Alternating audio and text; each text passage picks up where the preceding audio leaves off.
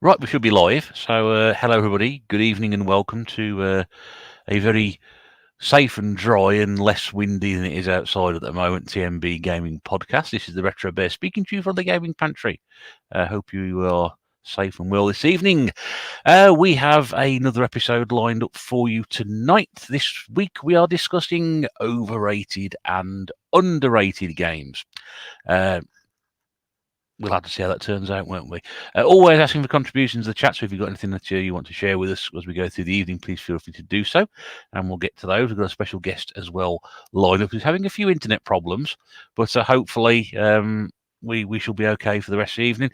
We were expecting Sean with us tonight, but unfortunately he's had to drop out last minute, so he's got a trip tomorrow or something, so he wants to get his head down for the early night. So sorry, Sean won't be with us tonight, but not to worry. We have people in the chat. Good to see 37 Retro here. Welcome to the Information Superhighway. We've been called that before, but we'll take that. Susie's here. Good evening, Susie. Yes, hope everyone is nice and safe with the awful weather. Mrs. Bear's here. Stoopy Man is here as well. Good evening to you, sir. Nice to see you with us. I know you've been in the Fall Guys Friday as well, so we couldn't do that this week because of the weather. With the internet streaming, it's been affected by the weather. Stuff going on outside is affecting what we're doing, so that's really, really weird. Wow, we got lots of people in tonight. Stuart, Generation Pixel, good evening. JBTV, good to see you. Mark Geordie Slasher Gaming is here. Trevor, Rock and Roller. Steve Cooper's World. Retro Dome Music from Germany, good evening to you. Hope you're very well. Nice to see you back in. James, Retro and Import Gamer, who I shouted out last week, who I had the pleasure of meeting yesterday down at Hidden Chest Gaming. I'll put more video video about that this week as well. Nice to see James. Weren't there for very long, but it was good to meet him, and nice to see he picked up a few bits and pieces that I'm sure we'll show off in one of his next videos. Red 7, all the way from Dubai. It's a bit of an international feeling tonight, isn't it? It's rather good. Hello, mate. Hope you're all well. Feed me chicken. How the cluck is everyone? We're clucking fantastic. Thank you very much indeed. Nice to see you here. And also Boho Ross, who, yeah, because you'd have had the brunt of that weather on Friday, I'm guessing, where you were. So good to see you all well. Wish I could have blamed the weather a while back for the poor internet connection on your Basabi Wii U Mario Kart challenge. Oh well, it's one of those, isn't it? I suppose you could have blamed the weather, but I think it was it was just one of those things, wasn't it? Yeah, it's probably we do technical streams. You're fully dependent on your internet working. Sometimes it does, sometimes it doesn't. So there we go. So yeah, so we'll dip into the comments throughout the evening. So I said we're talking overrated and underrated games this evening. A bit later on, we'll talk about other stuff before we get there. Let's bring in our very first special guest. And very pleased to say, I guess we've not had them before, which is great, and all the way from Scotland as well, which is good. So nice to again keeping that international flavour going. So please do welcoming you. Please do join me in welcoming to the stream tonight, Gordon Gib84. Good evening to you. Good evening, Ross. How are you? You good? I'm very well, thank you. It looks like your internet has sorted itself out. A little bit. I switched the internet off, so I'm just using 4G at the moment. So hopefully that works better. Well, hopefully we should be all right to do that this evening. Now you've picked tonight's specialist subject, so obviously we're expecting big things tonight. Yeah, well, I'm actually just looking for recommendations to play some new games. So I'm looking for you guys to tell me what games to play. Oh, right. Well, that's always a bad thing, I suppose, really. But no, I mean, it's. I mean, the great thing about having the chat going at the same time is what everybody sort of joins in. It'll be good to see what people can sort of throw at us and say, yes, we can recommend you play this, and no, don't play this at all. So that'll be good. Will there be subtitles? This is the cheeks already started tonight. Will there be subtitles tonight? Brilliant. I don't know what to say to that one. Nice and early. That's it. Yeah. Steve's in. Doesn't know the meaning of the words underrated or overrated. Well, I tend to find we're pretty underrated, to be honest with you. We are competing with a NASA space flight transmission tonight. I did ask them to move their stream because we were on, but they wouldn't do so. So there we go. Oh, yeah, there we go. Your internet works, Mr. Bear, I see. Good evening, James. Game Zone Bird Room's here. Retro Chef is here as well. Good evening, Chef. Mark can understand you okay. Well, understand me okay. So, all right. There we go. And Stuart can translate if you need to do so. Where's the sign language lady for the corner? Oh, dear me. Right, let's bring in the tNb here tonight. Nice to have this gentleman back with us. Not been on for a few weeks, and he's awake this week as well, which is good. Good evening, Eddie. Now then, how is everyone? So yeah, I thought I'd actually get here an hour earlier for a change, rather than be 2 hours late. or 2 weeks late, as it was when you were meant to be with us last time, I think, weren't you? Yeah, I was a bit rough last time. I got I went out on the Friday, and it took like a whole week just to recover from that. But yeah. But it's good to see you're well. And is your dog with you tonight as well? My dog is sat on my lap, so there she is. There we go. So top of the red there. So I've got me Dr. Pepper talking about underrated and overrated. We've got Dr. Pepper. You've got to have a bit of that. It's drastically underrated as a drink. That. I love that. Very misunderstood. Very misunderstood. So yeah. Where's your Iron Brew? You finished all that? I had that dedicated. The last video was dedicated to you with some Iron Brew, wasn't it? So did you see him? Did you see him drink that Iron Brew? He drunk it, and then we spent the next 2 minutes coughing. I blame long COVID for that. Yeah, so you've had that, haven't you? So let's hope it doesn't linger on too long. Thanks for being here, Eddie, and also it's a very good evening to Pete Fighter 2, who's also here in the lad loft. Good evening. I'm just mourning a loss because when I was getting my headphones down, because I keep them hung up from the beam over there, I knocked over my Alien Colonial Marine Collector's Edition. And, no. Yeah, it's we've got a wobbly alien. He's just come off and he's just wobbling around by his tail. And also the hand on the power load has come off, if you can see it as well. And I don't know where that's gone to. And that was literally the only reason I bought that crappy game. Drastically overrated, then. Quite convenient, I suppose. Anyway, oh man, good. So the things people do to come on here, they end up breaking stuff just to be part of it. But no, thanks for being here, mate. I know it's again. He said it's a bit wild up where you are as well, wasn't it? So well, the following street is like alongside the River Don, so they're on like a massive flood warning, which ends at the end of our backyard. So we can't even get flood alerts by text from our postcode because our street is so safe. But it's the next street over, literally, is like a red flood warning. It's crazy. But we moved into the house about the week before the last major floods in Sheffield, and we were fine then. So I'm not worried. We'll be all right. Good. Well, as soon as you start screaming, we'll know what's going on then, won't we? So that's what it is. Look to angles in water. So she's 2 floors away. I'll not be able to hear her. Paul's here, Retrobate. Good evening to you, my friend. Eddie's on the peppy. Be careful. Could do strange things, that mate. Is it 25 different flavourings they got in or something like that? I don't know. One bottle. That's all. One bottle to rule them all. That's all I know. That's it. And Hooded the Gamer is here as well. Lovely. So a nice full house this evening.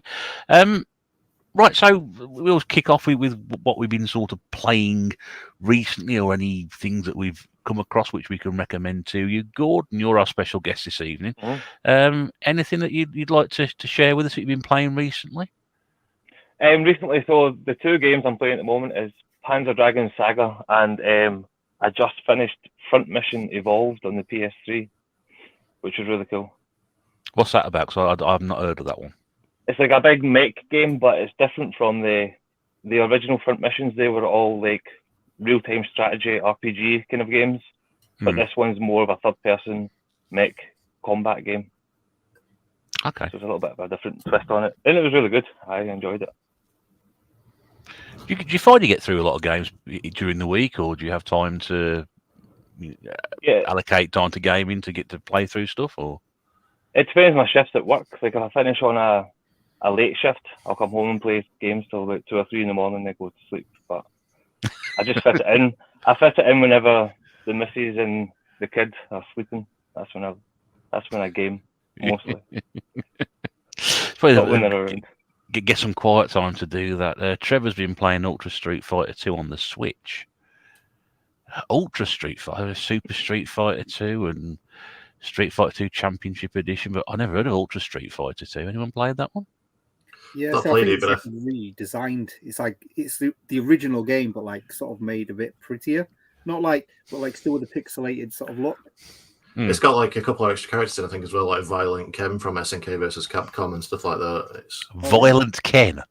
Yeah, it's not quite Evil Ryu, but he's just Violent Ken. They're all violent, though. It's Street Fighter. It's not Street Pillow Fighter, is it? I know, but I've said it before many times on this podcast over the episodes. Like, I know Ken has a different meaning, but like it's like Violent Ken.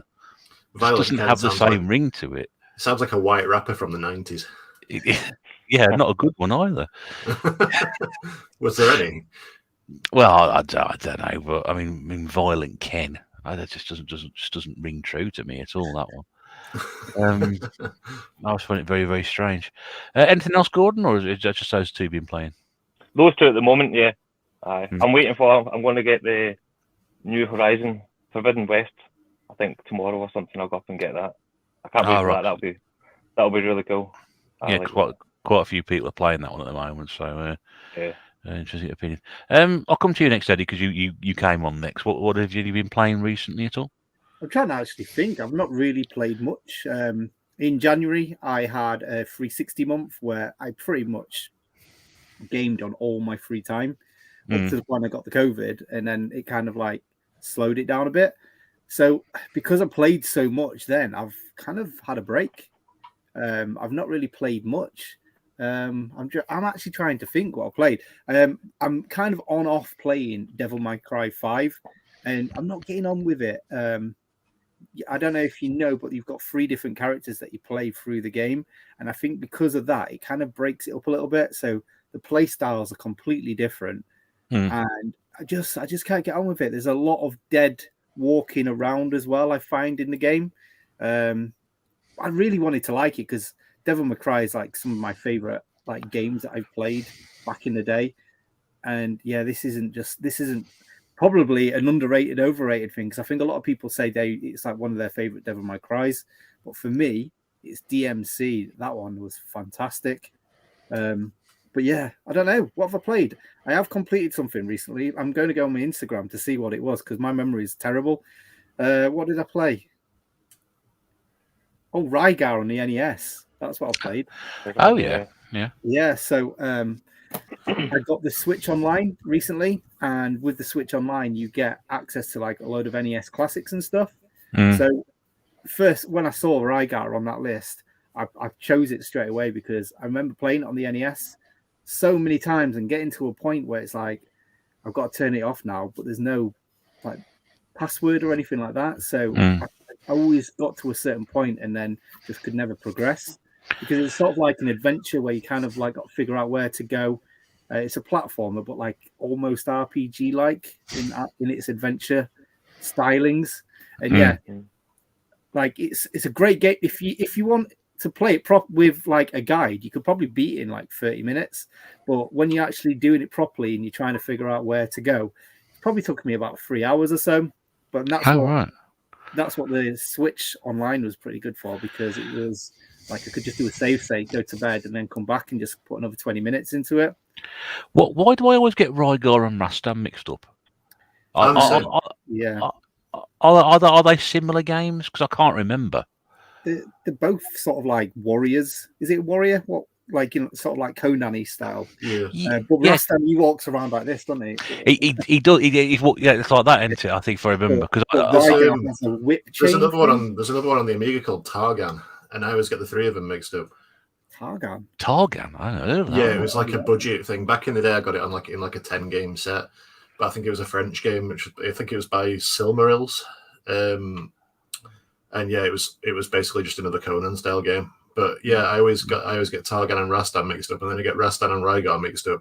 I'm glad it's not just me, because I was under the impression it was always me who had this problem. Before I come back to Eddie, Joe Gaming Girl is here. Nice to see you in this evening. Susie's playing far too much Stardew Valley, contemplating my second divorce. I'd like to add in-game. In-game divorce. No, she's not been married before. She's I not was leaving wondering me. that, but I think I'm making This my is own where you mission. found out. Says she's thinking of making my own mission for the entire town just to ignore me.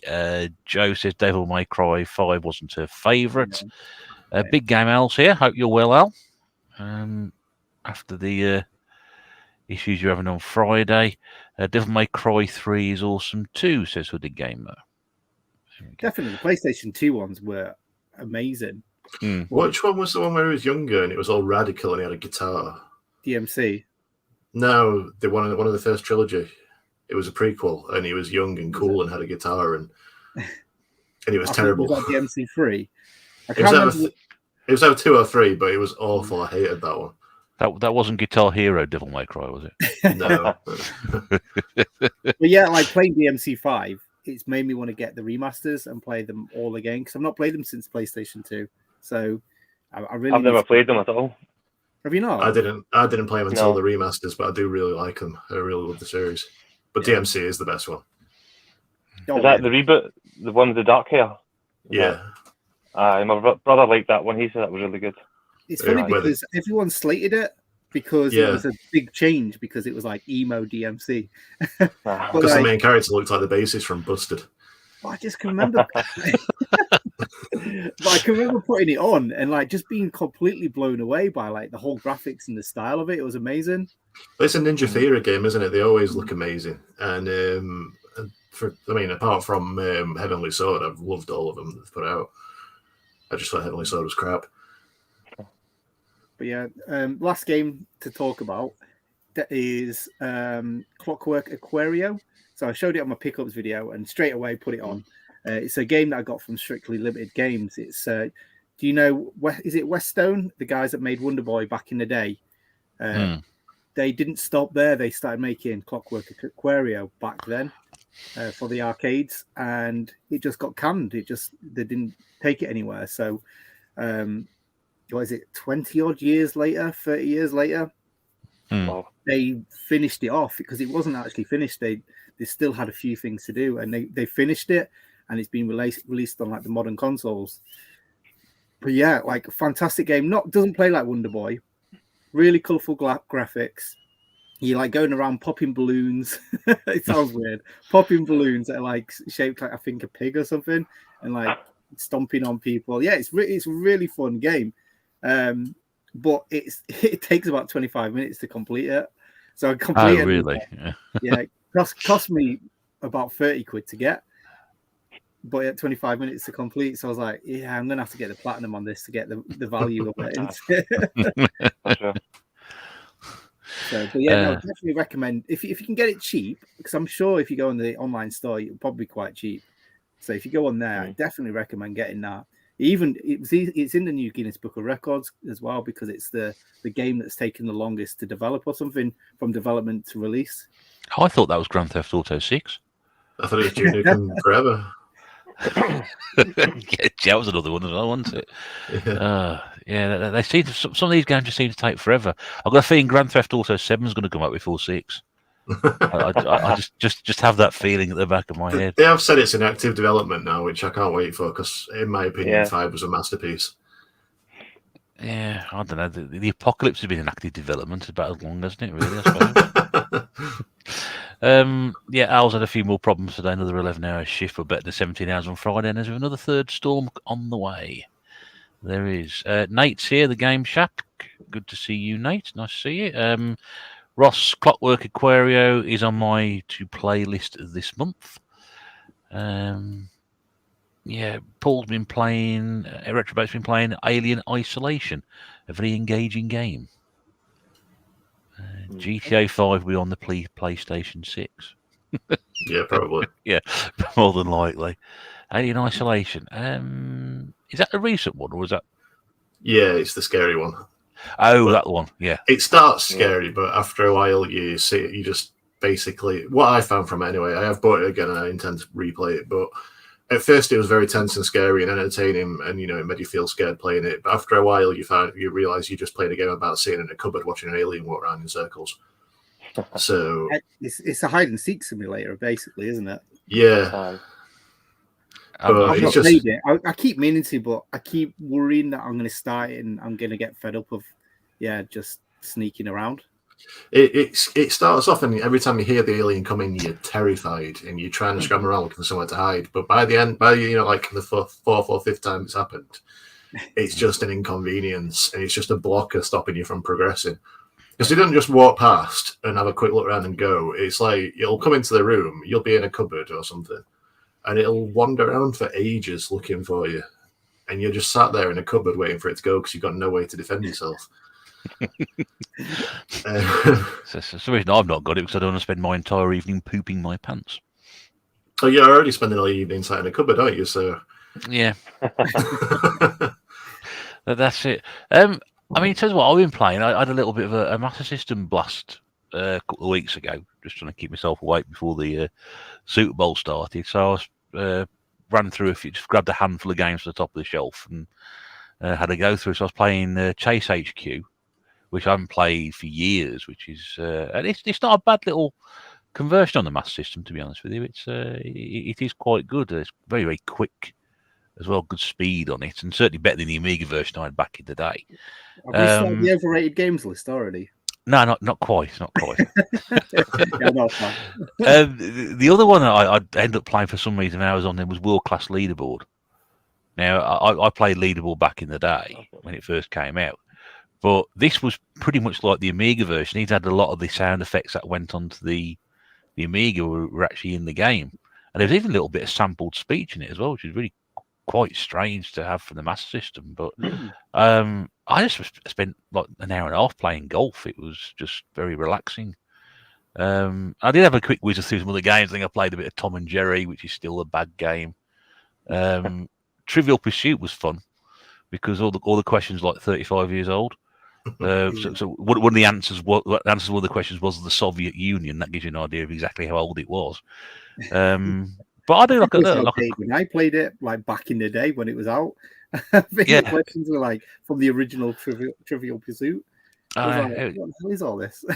I had to sort of like think twice about answering the question. I think got to think back and try. It's not so much. I don't know. It's like a history lesson as opposed to being a quiz now. But yeah, it seemed like a very good interpretation of it. So nothing special, but just passed it on quite nicely and kept the old brain cells ticking over to keep me awake long into the night before I start watching the Super Bowl. So talking golf games, I want to get you to play Sega Saturn. You see, have you played Pebble Beach Golf?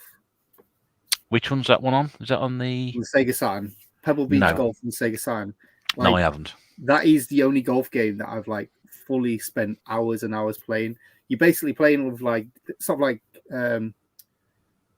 Mortal Kombat style digitized characters, so everything looks real, and then you've got a commentator all the way through it. And yeah, like you say, nice relaxing game. And if you like golf games, you need to play that one.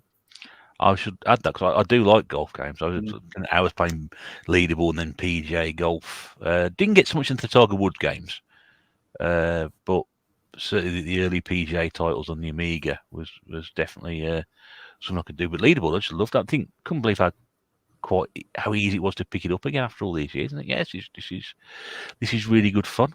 Yes, but there I just want you to play Sega Saturn. That's what I know. You're pushing me towards it. Sega Saturn, love. Come on. Did I enjoy the halftime show? Was your crib walking around your gaming pantry with the sound of Snoop? Honestly, that was one of the best half times I've done at Super Bowl for quite some years. It was a lot better than the Shakira, Jennifer Lopez fiasco from a few years back. I think it was old school hip hop, old school West Coast hip hop, which everybody seems to love, and yeah, it was really good. Amazing. That's the kind of rap I like. None of this like mumble rap you get nowadays. Kids don't know the bone. I mean, Dr. Dre was probably the standout of the five of them, to be honest, who were on there. I think 50 Cent. He didn't go to rap medical school for nothing, did he? Yeah. 50 Cent was widely reported as being out of breath as he got towards the end of In the Club. He was struggling a bit towards the end. And I think the way they sort of put him on the set compared to everybody else was in a nice enclosed space, so nobody would try and shoot him again. But it was good fun. Have I played the new Chase HQ? No, I haven't. The new Taste HQ. Ooh, Didn't know there was one. it's an arcade Yeah, I club. don't know. Oh, there we go. I'll have to have a look at that. Retro Kit, John's here. Good evening, mate. Hope you're all right. Neo Turf Masters, best golf game ever. I've heard of that one, but again, that's not one I've actually played properly myself. Jim, Super Jim Tendo is here. Good evening. I hope you are well too. Joe likes games that are chill. Yeah, you could just lose yourself, take those golf clubs around that Pebble Beach course. Arnold Palmer Golf is the best. Not played that one. I think it's on the Mega Drive. Also, we need to have a golf talk one day. All the golf games in the world. I'm talking about games for a change. Don't stop me, because you know what'll happen, and I'll be back onto it. Just sitting here listening to other people talk. Played Pebble Beach Golf on 3DO, and it was great. Only we found out it was an STV game, so I want the Saturn version now. We were talking about golf games yesterday, weren't we, James, as well? And I hope Pete's okay. Looks like that storm hit his house hard. It's like surprised all these games ain't falling over the way they're leaning.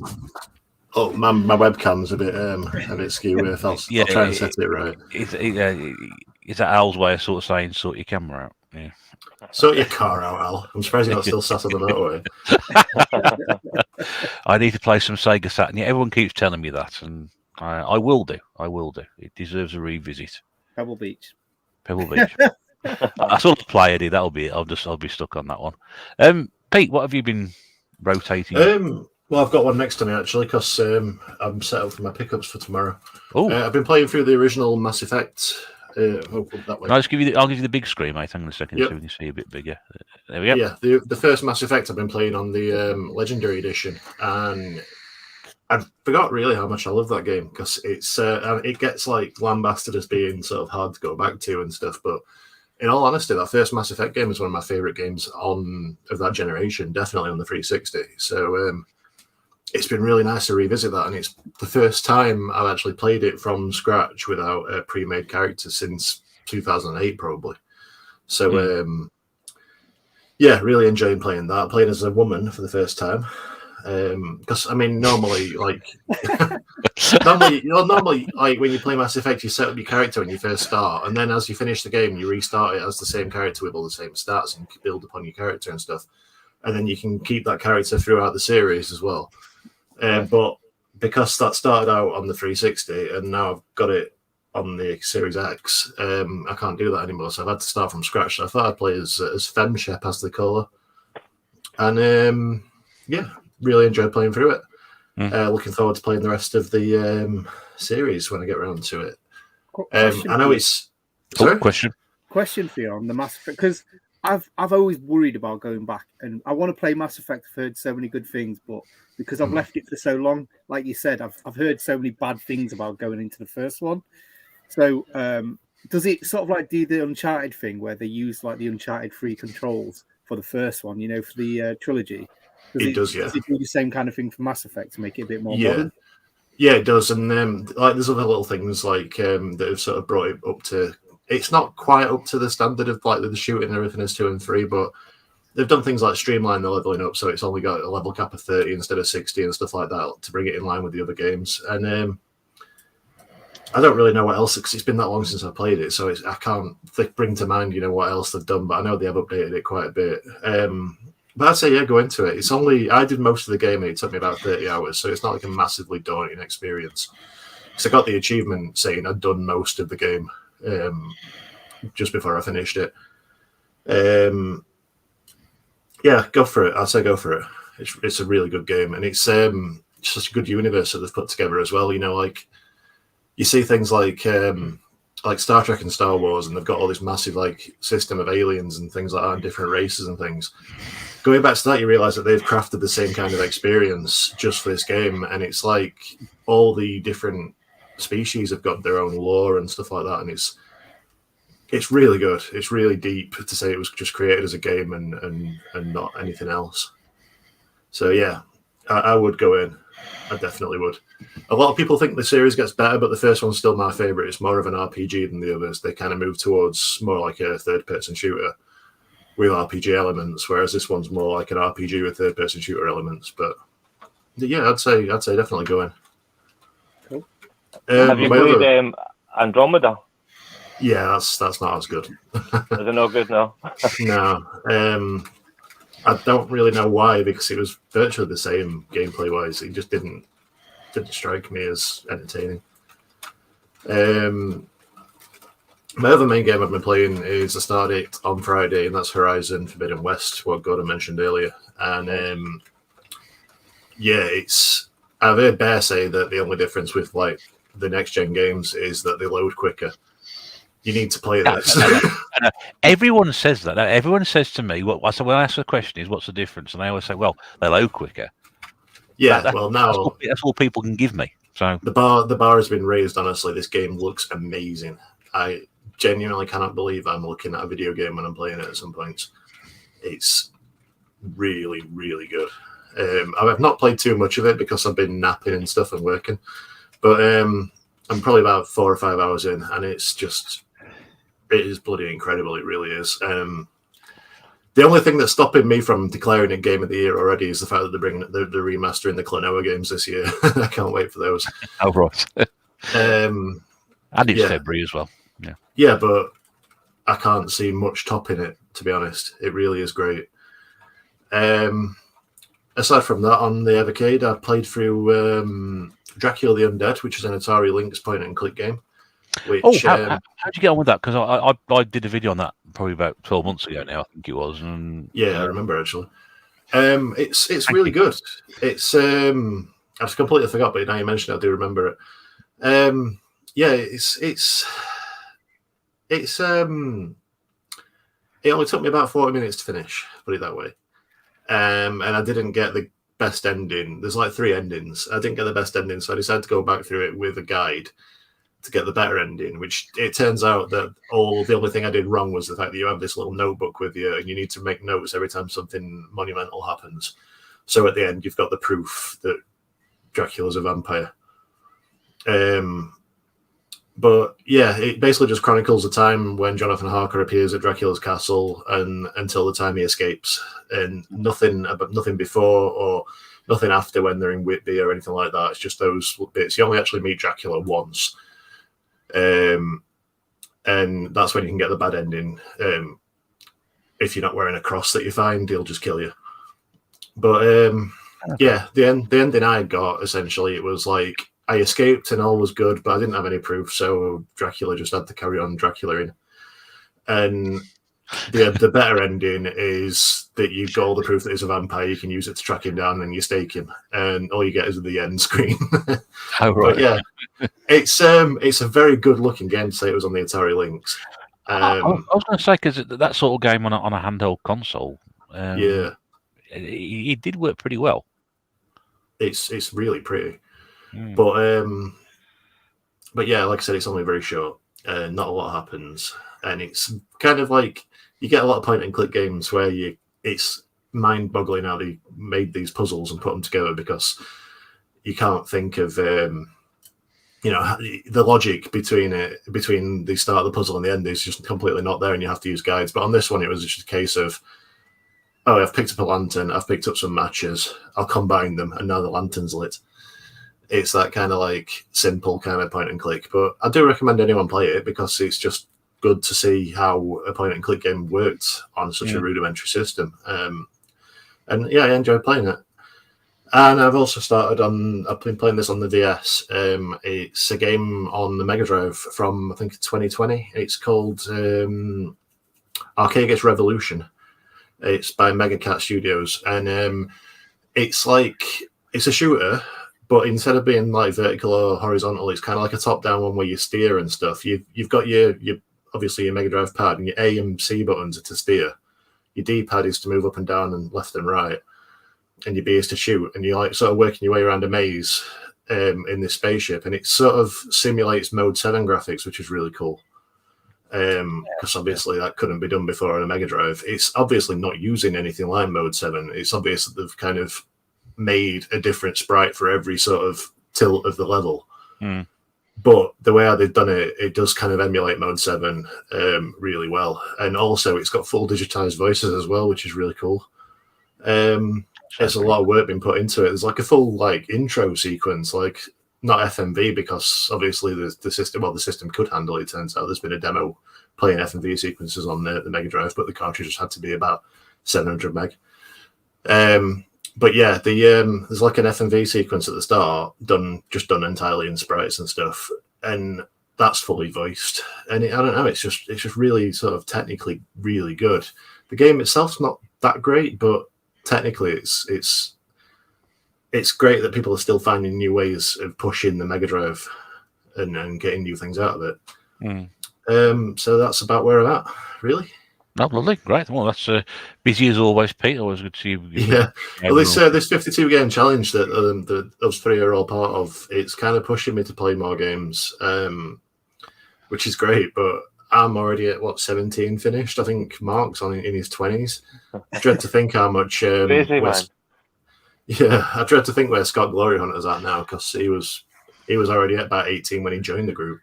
So, yeah, I think it's going to get to about June and everyone's already going to be at 52, apart from Stuart. Mike's nuts, though. He's been doing like 30, 40-hour games, and he's still got that many. I've never known anyone play games as much as him, but I think he takes his Switch everywhere, even when he's having a shit. Yeah. The other day, though, it was like... His last video was just there for 40 minutes playing his game. The other day, though, it was like, I'm going to spend some time with my wife tonight, so I'm going to knock out Aladdin on the Switch, and he just played it and finished it. I don't know. I think he just like wires himself into the consoles and just plays them on autopilot. I'm sure he has a 35-hour day. I'm sure he's like somehow. I think I could cope with that. We finished the golf chat. We had a quick chat about Mass Effect. Susie says the only thing off-putting thing on the remastered Mass Effect is the crazy eyes. Everything looks great, but the eyes are mental. Yeah. The main thing I can think of with that is the fact that I don't think that animated the eyelids particularly well, at least in the first one. And when people are like sort of looking down the nose, the top eyelids don't drop, so they're like sort of really wide-eyed. It just looked crazy. It just looks like everybody's like mad dogging each other and stuff. It's weird. I still can't do faces after all these years. I don't know what it is. Again, play Horizon Forbidden West, because the faces on that look amazing, and they didn't look too good on the first one. I just have to look at that one to see if it's changed it. I mean, you have to buy a PS5 first, but I'll watch it. You've been talking about it. That's like literally all I'm looking for at the moment. 52 quid for the cheapest one I can buy. I ended up paying 52 quid for the PS4 version and getting the free upgrade for the PS5, because 70 quid for a PS5, just a standard PS5 version on Amazon, is mental. I found it for 60 quid on the game collection, but that's still too much. And I still think 52 quid's too much for a PS4 game. I don't understand why that game is so expensive. Well, you've got me hyped to play a game at launch, because I loved the last one, really did. I played all the DLC as well. I think I put like about 60, 70 hours into that game. So it'll be stupid for me not to, really. I need to join you. I wouldn't have been quite so hyped if I hadn't played it through last year, the first one. Because I played it at the end of last year. And the first time I played it, I loved it, but I didn't think it was amazing. The second time I played through last year, and I played the DLC as well, I thought it was an incredible game. It just had so much more for me the second time through. So I couldn't let this one go. But I'm not paying an extra 20 quid just for a white stripe across the top of the box. I am gutted that PlayStation didn't make a PS5 special edition for it, because that would have been great. Well, they did, but it was just a cardboard sleeve and an art book, and that were another tenner. No, but what I mean is like a console edition. Oh, like, yeah. Xbox has got one, because they had one for Halo, didn't they? So, well, the thing is with the PS5, though, is the fins, you can remove the fins and replace them. So I think that's the way they're going to be going, really, with that kind of thing. Is instead of bringing out limited edition consoles, going to be bringing out the just sets of fins instead. Yeah, but they said that with the PlayStation 4 with that silly plate, didn't they? Yeah. They just scrapped that. I don't know then. Stuart's been playing Andromeda, but it's the only Mass Effect he's played. Dylan's here as well. He's getting the Horizon game tomorrow. There's quite a few people getting that tomorrow. Ollie, 8-Bit Boy, is here as well. Good to see you. Nice to see you. Retro Music back on Mass Effect. 1, 2, and 3 is a must-play. 10 out of 10 of the music. He's one of the best in the gaming industry. Yeah, it's like sort of synthy 80s sci-fi music. It's really good. I like a bit of that. That sounds right to me. Going back to the talk about playing games, Nate says the 52 game challenge is pushing him to play more. Good. Dylan says pushing him, but not as much as he can. Scott's here. Sega Zombie. Good evening, Scott. Hope you're well, my friend. Nice to see you in. Martin at the Hobby Lodge is also here as well. Good to see you. I feel dirty. I bought one. Oh, he's done. He's buying stuff like that. You might have been sexting, but no, it looks like you've actually just been buying games. I love Metroidvania games, but struggle with Bloodstained. To go back to it, I know I love it. Though, love the 8-bit Curse the Moon prequel games. Bloodstained's really good. It's again, we'll go into underrated games because I thought Bloodstained was amazing. I did get the Switch version. Apparently, that's not great because it was ported from the cancelled Vita version. But I've heard the PS5 and the Xbox versions are really good, and I thought the Switch one was really good. So, yeah, it's the first underrated game, Bloodstained, Curse of the Moon, I think it's called. Really good. That's right. Yeah, I think that was mentioned there, wasn't it? Yeah. Ross says he really wants to play Forbidden West, but must do for the DLC for the first one beforehand. That's the reason I went back to do it, but I don't know if it's really necessary. And Eddie has bought a wife. Yeah. Pocky. Yeah. Right, well, thanks for that, guys. Going around there what we've been playing recently, since for the guys of the tNb since last time we spoke to them, and for Gordon to bring up that we've been playing now. But let's move on to the subject of the week, the exciting moment, which is why people are always here. Overrated and underrated games. This is going to be personal opinion, so it is going to be very much one of these interesting debates where you may not agree and you may disagree strongly with what people are about to say. But as we said, it's personal opinion. This is not, your opinion of a game will differ from somebody else. I'm pretty sure we're going to have different opinion around here. Please feel free to put in your comments in the chat as well any games that you feel are overrated, underrated, and we'll try and cover what the guys are going to bring up and also what you people out there are talking about as well. Gordon, this was the subject you wanted to talk about. So, firstly, why are you going to put us through this? I just wanted to find. I've been very selfish, and I want to find out what games I've missed out on, and I want to pick up some new games to play that I've not played before. So I want to hear everyone's thoughts. I mean, are there games in particular? I mean, you said overrated and underrated. I mean, are you going to be sort of debating some of those as well, or sort of say, don't get this one, it's not as good as you think it's going to be? Are there any examples you could give us to start with at all? Well, an example would be, I think, very controversial would be overrated games would be a lot of the a lot of Nintendo games. I think are very overrated. I think they're very glamorized. Not overrated. Ban them, please. I'm on your side. We're off and running. No, what I mean is, I don't mean they're not good games. What I mean, like, I don't think Smash Bros. Is a fantastic 10 out of 10 game. I'm on your side again. I'm away from you again now. I agree with him. I agree with him because I don't get that. I just don't get it. So I had a good summer playing Smash Brothers, and it was all because there was a few of us playing it once on the N64, and that was fantastic. However, I've just never been able to get back into it again. And we got it for Jay for his Christmas a couple of years ago, and like we played it together as a family. We played a lot of games together, and we just don't play Smash Bros. We're just not.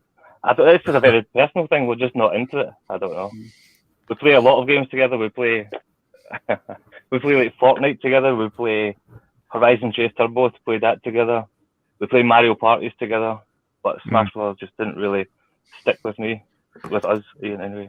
I suppose from my point of view, when I look at it, is what joy do I get from seeing Nintendo characters fight each other?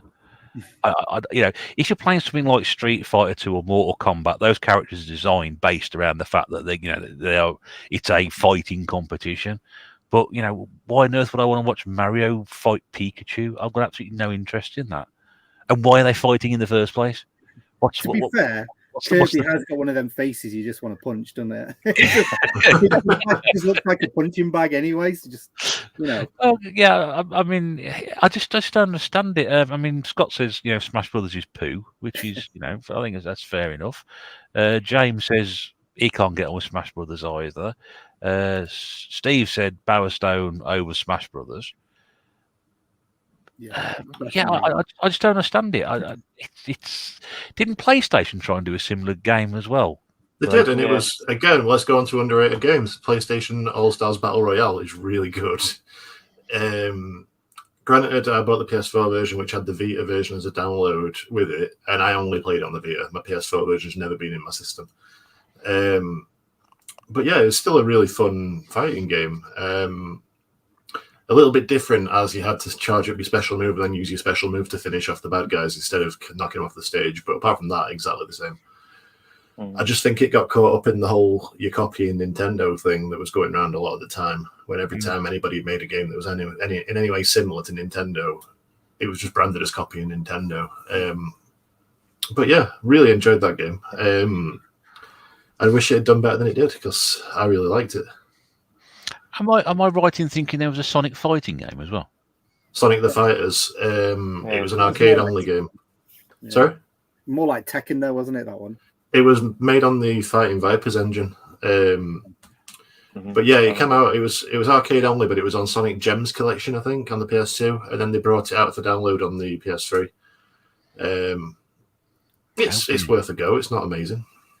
So, talking weird Smash Brother clones that was back in the day, Guilty Gear had one, and that was just weird. It was on the DS. Dust Strikers. It's weird because it doesn't automatically turn around very easily. You kind of still got that fighting pose, and it just feels so clunky. I couldn't get on with it. Plus, you're jumping up and down like levels on the screen, and it just didn't work for that kind of a game. Overrated game, Rock Band games with landfill plastic instruments. No, I disagree with that. Definitely. It's great. It gives uncoordinated people like myself an opportunity to try and play guitar. No matter how basically we want to do it, we get that experience rather than being unable to play a few chords on a real guitar. And I've talked about my dad trying it. He said, "Well, it's all right. It's not like playing a real guitar." Well, no, it's not. It's not designed for that. I love them. As long as you got a decent track list. Yeah. Right, surprisingly enough, Band Hero's really fun because I was one that was aimed at kids and it's all pop music and stuff. It's got an amazing mix of music on that game. It really is. And it's also got an achievement with 630 gamer points on it for one achievement. So achievement hunters, get on it. There's a game out ready to play Guitar Hero. I've got it's right above here. Man's ready to go. There's a game actually where you use the guitar controllers, which I've only just discovered on the 360, and I think it's US only. I think it's called Rock of the Dead. Yeah, and I really want it. It's like a Guitar Hero style game where you're fighting zombies while you're playing, and it just sounds awesome. Even though it's got really bad reviews, but it sounds awesome. Yeah, it's also on the PlayStation 3, so you'll be able to play it if you've got a PS3 guitar. I've not got a PS3 guitar. Okay, that's might be a stumbling block because they're quite expensive. Yeah. Cheap. Well, PlayStation 3 is the worst because not only the guitars are all going up for all systems, but the PS3 has a special dongle. The dongle, has. So it just that dongle costs more than the guitar. They're like 34 quid just for the dongle. It's mad. Is the 360 version not region free then? I don't think so. Most 360 games are not region free, but some are. There's weird one-offs. So it might be. Ross will be the best person to ask. Ross is here. Come on, let us know. Andy knows about his guitar stuff, so I'm sure he's got it. I'll try and catch up with you because loads of people posting loads of stuff at the moment. Going back to what Gordon said, Nintendo IPs as a whole are overrated. They sell on the brand alone. Yeah, definitely. I've always had that opinion. I don't really have anything against the games. I just don't think they're anything special. No, me neither. I'm the same. I just think they're all over glamorized. That's what I think. I think whenever a new Mario comes out, like for example, Mario 3D World came out with Bowser's Big Blast or something. I can't remember the name. Well, I got Mario. I got Mario 3D All Stars. I ended up buying it just before they discontinued it because I was like, I should have this game, and I mainly just got it because I knew it would shoot up in price in a year or two. But I tried playing Mario 64 and Mario Sunshine. I've not tried Galaxy, but the first two were just, in my opinion, not good games. And I know I'm going to get flamed for that, but I just didn't see the reasoning behind the love. Was fantastic though. Oh man, Mario 64 just blew everything away at the time. Yeah, it did. Going back now, I can imagine it being a bit rough. Yeah, and at the time I didn't like platform games as well. So I still don't really like them now too much, but at the time I really hated them. So I can see why I don't like it really, but I don't know. Nintendo just got stuck in a rut of like just being a big recycle center. It's like, let's just have the same game, but like, oh, what should we do? Make everything woolly. That'll make it different, you know. Yeah. And it's like they just changed like the graphics slightly or something. But that's the biggest thing I don't like about Nintendo. It's just a big recycle machine. They used to be amazing, but like the games that were amazing back then, like are just same things again. It's just you can play one Kirby game and you play them all. You can play one Yoshi's Island and then you play them all. It's a bit of a shame really, but they are still good games. At heart they are. Like I played Donkey Kong Tropical Freeze, and yeah, it's just a Donkey Kong game, but it's still a good game, still amazing. Yeah, aye. Yeah. The thing with me is, I had a Nintendo friend growing up, and he'd be like, "Oh, there's a new Mario game out. Oh yeah, what's the story? Oh, you've got to save the princess. Oh right, okay. What's that new Zelda game like? Oh, it's brilliant. What's the story? You've got to save the princess. Oh, okay, all right." That was kind of what bothered me about it. Jo said she's a Sega girl, so she's not too concerned about Nintendo being a bit woolly. I think he was saying. Zelda Breath of the Wild isn't a Zelda. Fight me. Of course, it's not. It's good. Fight me. No, I'm only joking. I do like the Zelda games. That shag ahead there, Gordon. I think I prefer the older Zeldas. Breath of the Wild just wasn't for me. It didn't hook me. It didn't grab me in. I just got bored of it, to be honest. I didn't know what I was doing. I didn't know what I was doing with it. It just felt all very boring and empty. But that's just... I've not given it a good try, to be fair. I need to go back to it. So the reason I liked it, though, is because I just got lost in it. And I don't know, I just spend hours and hours just... I mean, I've gone through it and virtually 100% of it twice. So... yeah, I just it's brilliant. The mechanics and everything's great in it, and the graphics are brilliant. But I just didn't feel part of the world. I don't know. I just loved it. It was just for me. I think just the open world, walking around, getting lost. Absolutely loved it. I enjoyed it. I've got to say, I did like it. It was a good game.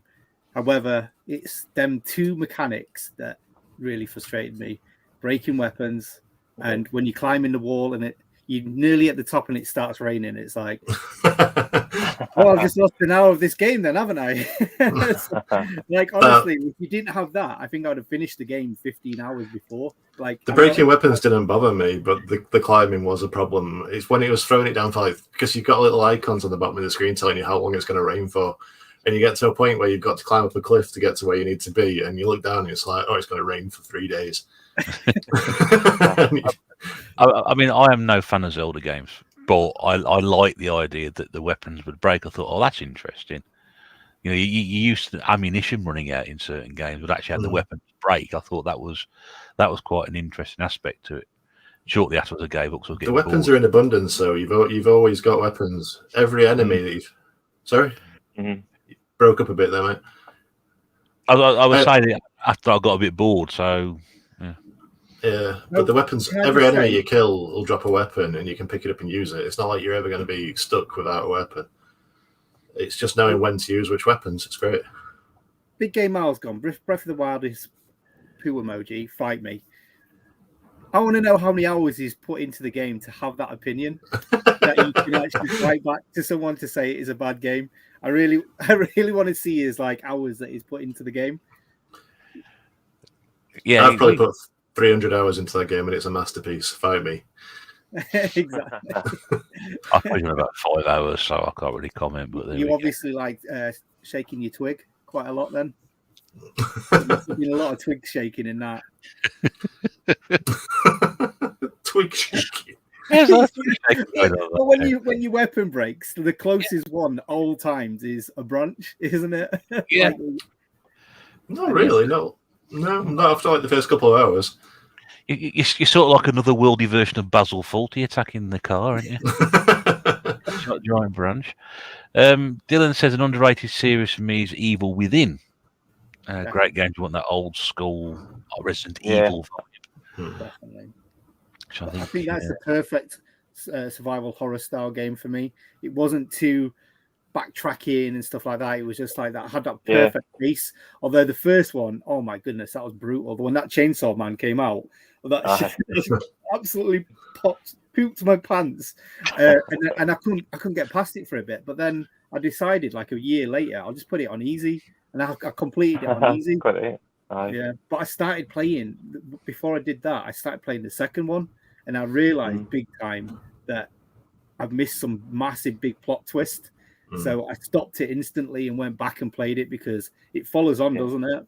And it's the second one plays so much better, but the first one is the best game really because it's so clever how it's all set out. The problem I had with the first one is because it was the ammo was quite scarce, and you were supposed to conserve ammo going through the game, which is like hark back to like the old Resident Evil games and stuff. But I didn't, and I used all the ammo I could get basically, and I shot everybody and stuff. And then I got to the end boss, and there's two of those they're like basically the Pyramid Head from Silent Hill, and they're wandering about. And I physically did not have enough ammo to kill them, and it wasn't spawning any around me like most games do. If you literally can't progress, it will do that. So I was like picking up all the ammo in the area, getting a headshot on every bullet on these enemies, and couldn't even kill one of them, and there was two of them walking about. So I ended up having to like rage quit on the last boss, which also led to me not playing the second one, which I should go back to it and play it properly, but it's the second one does address all them issues. I mean, did you play it on medium or easy? No, I play it on easy. Oh, you still had the problems? Because I had I played it through medium first, and I had that exact same problem. You just spent all the time like finding bullets and stuff, and it was just way too hard because of it. I don't know if anyone's completed it on medium or hard. I mean, hats off to you, mate. But easy. It was just doable. It was perfect. The difficulty for me was perfect for it. But no, go and play the second one. Honestly, I like how they set up the story in the first one, but because it's kind of got that psychosis, sort of like what's real and what's not. The second one really pushes it, and I don't know. There's some really good moments in that game. Just YouTube the ending then and play the second one. Well, yeah. You've already down to easy, aren't you? So yeah, maybe you need to YouTube the ending and start the second one. It's either that or restart the first game and play it properly. Because you need the ending sets up the next one straight away, so you need to do it. Well, I was looking through my steelbooks the other day because there were those steelbooks that you got me from your car boot guy ages ago.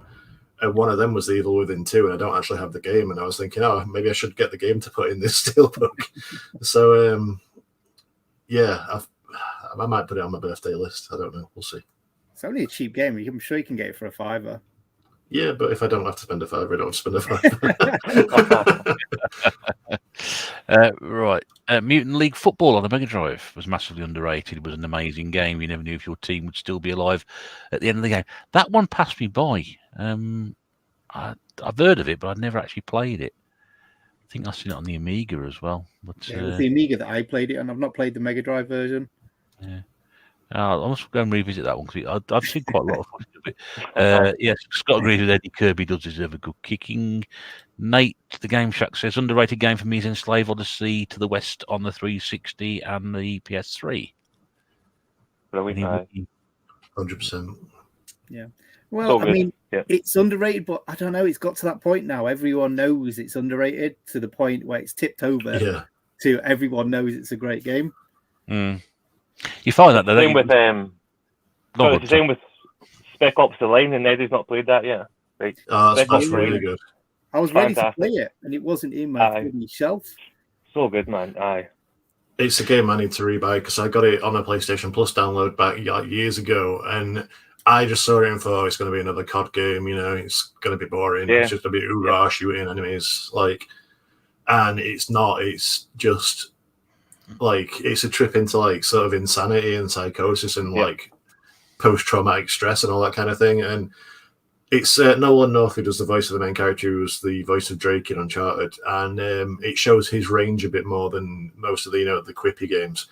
Yeah, because as you sort of go through the game, your psychosis gets worse, your PTSD gets worse, and the stuff that is calling out move up, form up, reloading, all that kind of thing while you're in firefights. At the start, he sounds quite calm and collected, but by the end of the game, he's panicking when he's shouting it. Stuff like that is. Yeah. A lot of thoughts go into that game, and it's very underrated. And I don't like military shooters because I'm anti-gun and anti-military, but it really is a good game. It really is well worth playing. Come back to that in a second. Just going to come through some of the comments. Power Stone is seriously underrated. The first one is a classic, says for Dead Gamer. I've got Power Stone. I think I've actually played it.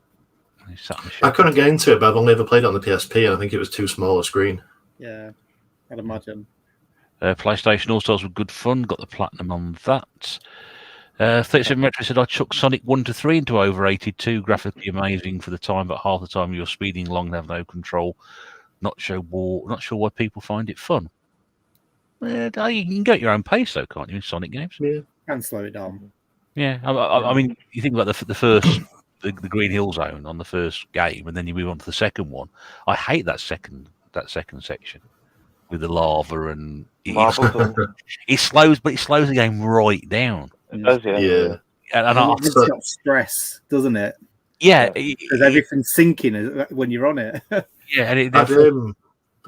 Sonic platform games. You're going to try and you're going to try and make the jumps each time. You're going to time the jumps properly. And you move from the first 3 levels of flying around very, very quickly, and then it just goes right down to another level. So, sorry, mate. Anyway, yeah. I was going to say I'd agree with that statement if it was about the Sonic Advance games, because with those games, when you get to a certain speed, you can just run through enemies anyway. So I find those games are just holding right until you finish a level. Yeah. But yeah, Sonic 1 to 3. I still think the classics. I still think they hold up really well. There's a Kung Fu Panda Smash clone on the 360 and PlayStation 3. Jesus. I want to see a list of Smash clones and see what the weirdest one is. I think there's a Shrek one as well, isn't there? I think so. Yes, it was. Something party or something. No, it was Shrek Super Slam or something like that. Smash and Bash or something, wasn't it? I don't know. I'm sure I've got it on the Xbox, but it's not in this room. So, bring back Wave Race. Yes, I'd agree with that. That's a good game. Mario 64 or Resident Evil, I challenge Eddie's opinion, says Stuart. I mean, they're 2 different games, but I could go back and play Mario 64 a lot easier than Resident Evil. I get a bit too stressed playing Resident Evil. Even though I love it, I just can't play it regular, where I could play Mario 64 and just have a blast with it. It's just that easy-going game, isn't it? Mario 64. Yeah, I like it. I love it. Resident Evil 1, 2, and 3 are like comfort games for me. I could just go back and play them whenever. Sorry, I was playing the DS one recently, and it was really good. But again, I got to a point where I was like, oh, man, do I run past this zombie or do I kill it? I'm like, I just don't know which one. A lot of love for Wave Race. Dylan says Wave Race 64 is epic. Scott says would love a new Wave Race. I even played Wave Race on the Game Boy. I've got a copy of that somewhere knocking around. Keep meaning to pick up Kirby Planet Robot. Don't know about that one. It's for the 3DS. Breath of the Wild's a great game, says Jedi Buzz. I've never been able to get into Zelda until that game. I think quite a few people have... It's a game that seems to split opinion, that one. I guess after many people sold their 8-bit and 16-bit consoles, the PlayStation 2, PlayStation 3 era, all the 8-bit and 16-bit system were already underrated from the beginning, says Retro Dome Music. I don't know about that.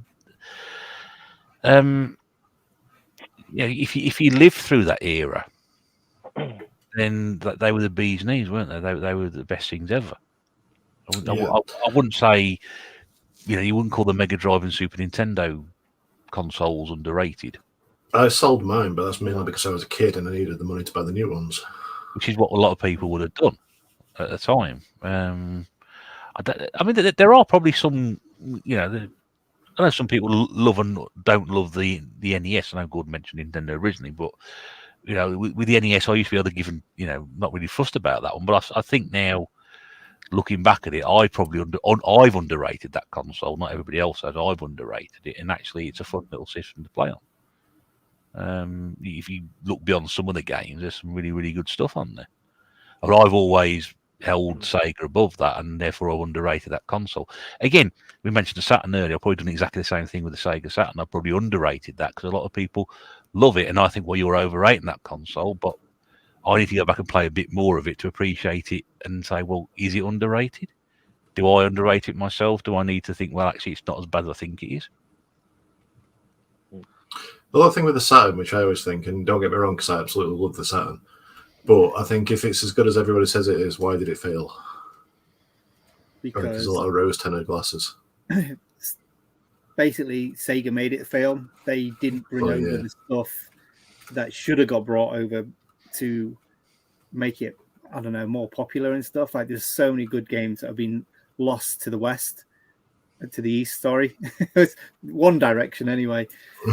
Yeah. If you go far enough west, you'll get to the East. It's fine. Yeah, I mean, and the thing is, the price was the biggest sticking point for it.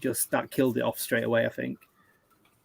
When Sony did the $2.99, that was it, game over. Aye. That was it. Yeah, that was one of those defining moments, wasn't it? I think we covered that one an episode a long time ago about that. And all my friends was going, oh, Sega Saturn, I'm going to get the Sega Saturn. And then all of a sudden, I was the one left with a Sega Saturn. Everyone else had PS1s. Yeah. I wanted a Sega Saturn so much, though. And when I got back into retro gaming, it was the first console I went out and bought. But, I can... People like hype it up so much, but the PlayStation to me is still a much better machine. Yeah. I can remember when it was time for us to get a new console. And me and my brothers wanted the Sega Saturn, and my dad told us we weren't getting a Saturn, we were getting a PlayStation, because Saturn was just a flash in the pan. And he was so right. Like, the PlayStation was just so much better, to be honest. My mum was the same thing, but she was like, all your friends are getting PlayStations. If you get a Saturn, you'll not be able to trade games. So that's the reason why she took me out of it. But my cousin had a Saturn, and I loved it so much. And I really wanted one because I was a Sega kid, but thinking back, my mum was probably right.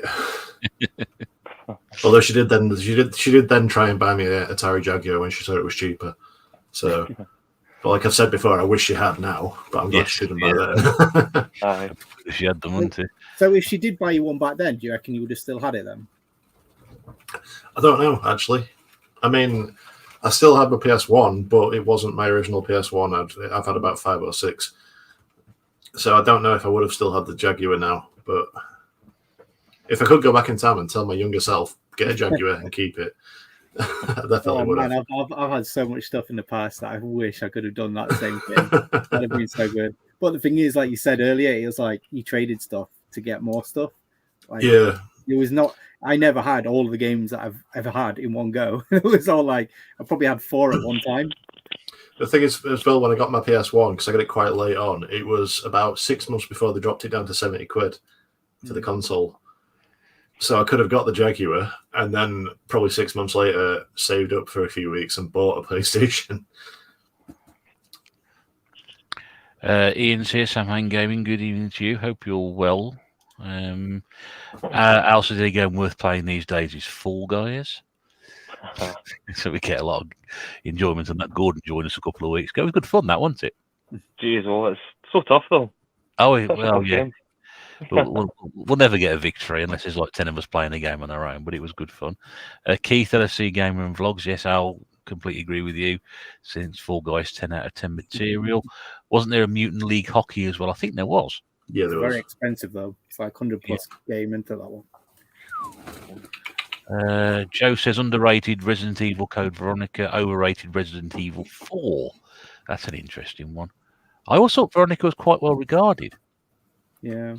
It was a sleeper hit, wasn't it? It was not regarded particularly well at the time, but I think people love it now. But I still think Resident Evil 4 is the best one in the series. I think Veronica deserves a remake more than Resident Evil 4, though. Like, because Resident Evil 4 still plays well, even on the Wii.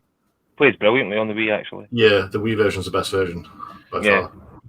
And Veronica, I just think it should get remade. Aye, that one needs remade for sure. No, definitely. I don't know why they've forgotten that one. Like, really, Resident Evil 4 doesn't, because they're remaking 4, and that really doesn't. It doesn't need it. Good enough, but Veronica would be perfect. I mean, that's the true Resident Evil 3, isn't it? Really. So, to be honest, I've not actually completed that game because it was part of the PS2 era. I actually didn't play that many games of that, and I can remember playing it about 10 years ago.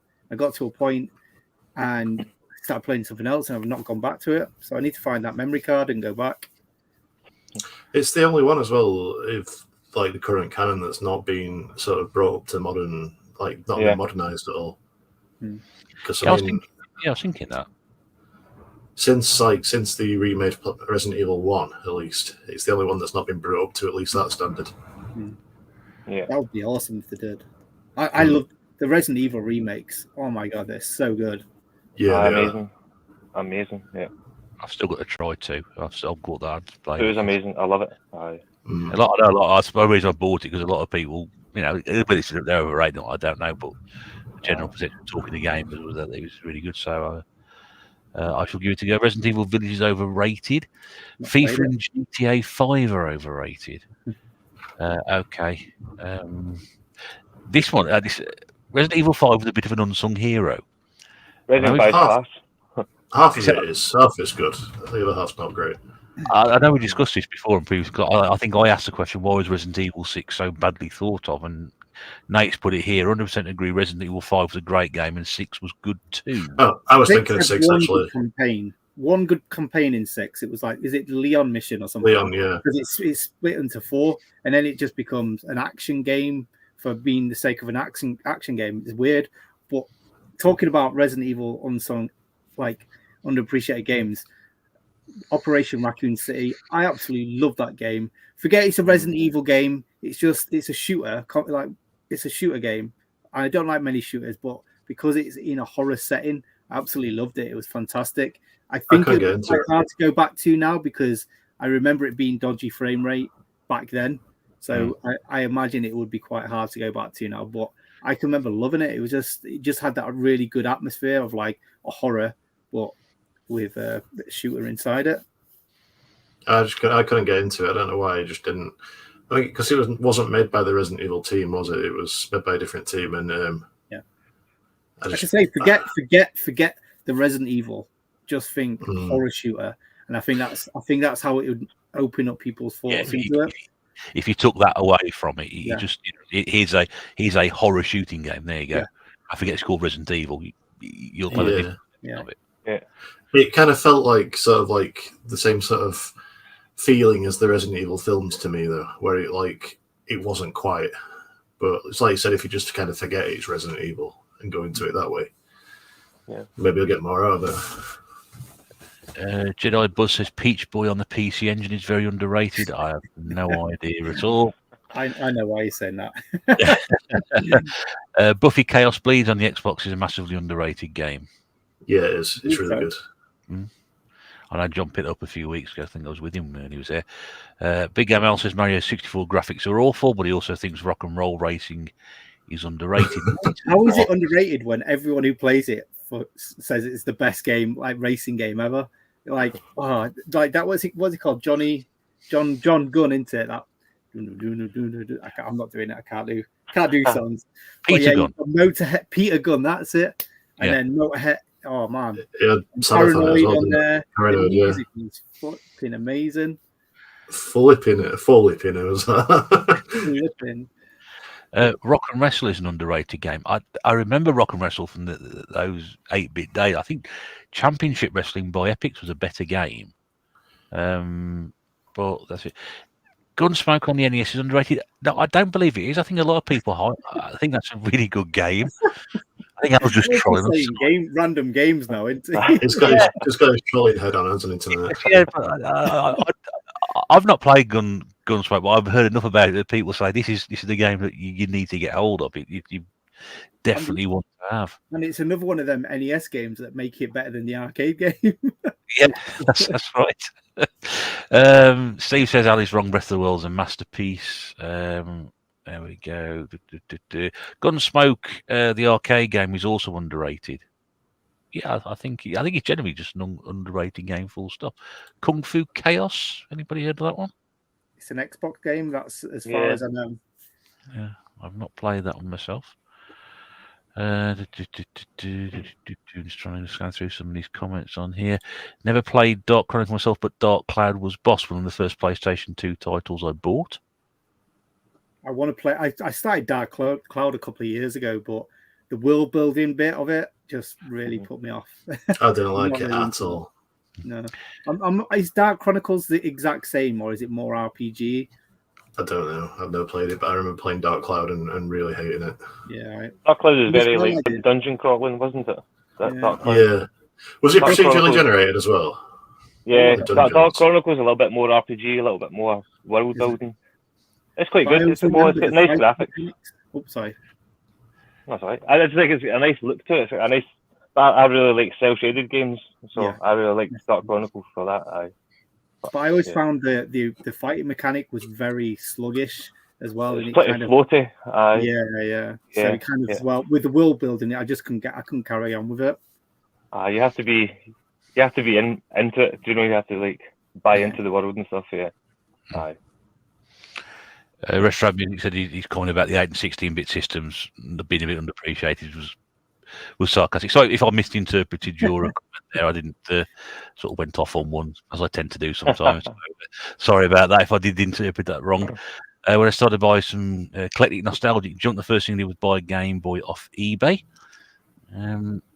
Al says, instead of all these remakes, why don't they spend time and money making new games? Well, they do, don't they? Yeah. He is right, though. He is definitely right. There is too many remasters.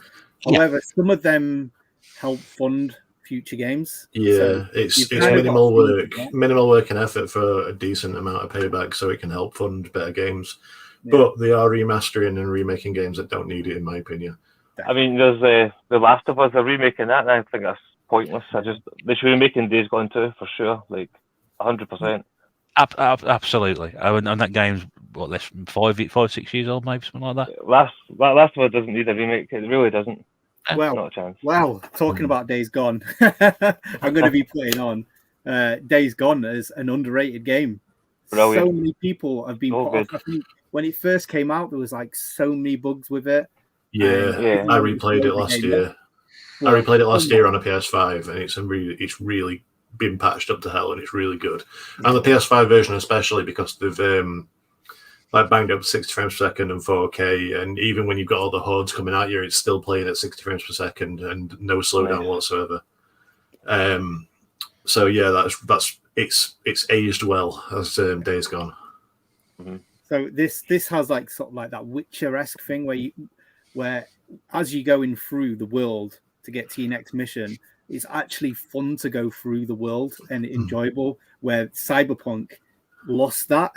they forgot that bit of the game. Like finding a mission, you want to have some fun going between it, because sometimes it's quite a way away to get to your next point. And Cyberpunk is like you're just driving down a road, no one around. Where this is just like you find some random zombies that are going to attack you. Just beautiful scenery constantly. I was some of the times I was just driving around on the bike and like trying to do some weird jumps or something, like trying to break the game a little bit. A bit like how I played games back in the action there that you were doing. Gordon, you watched It's Always Sunny, didn't you? But yeah, that was Mac's dance on It's Always Sunny, his motorbike dance. I mean, they announced the Days Gone 2 and then cancelled it. It's like, why would you do that? Like, it's such a good game, and this series just needs to come back. Everyone, you're talking about the world. The world's so good, like you just get hooked into it, and definitely.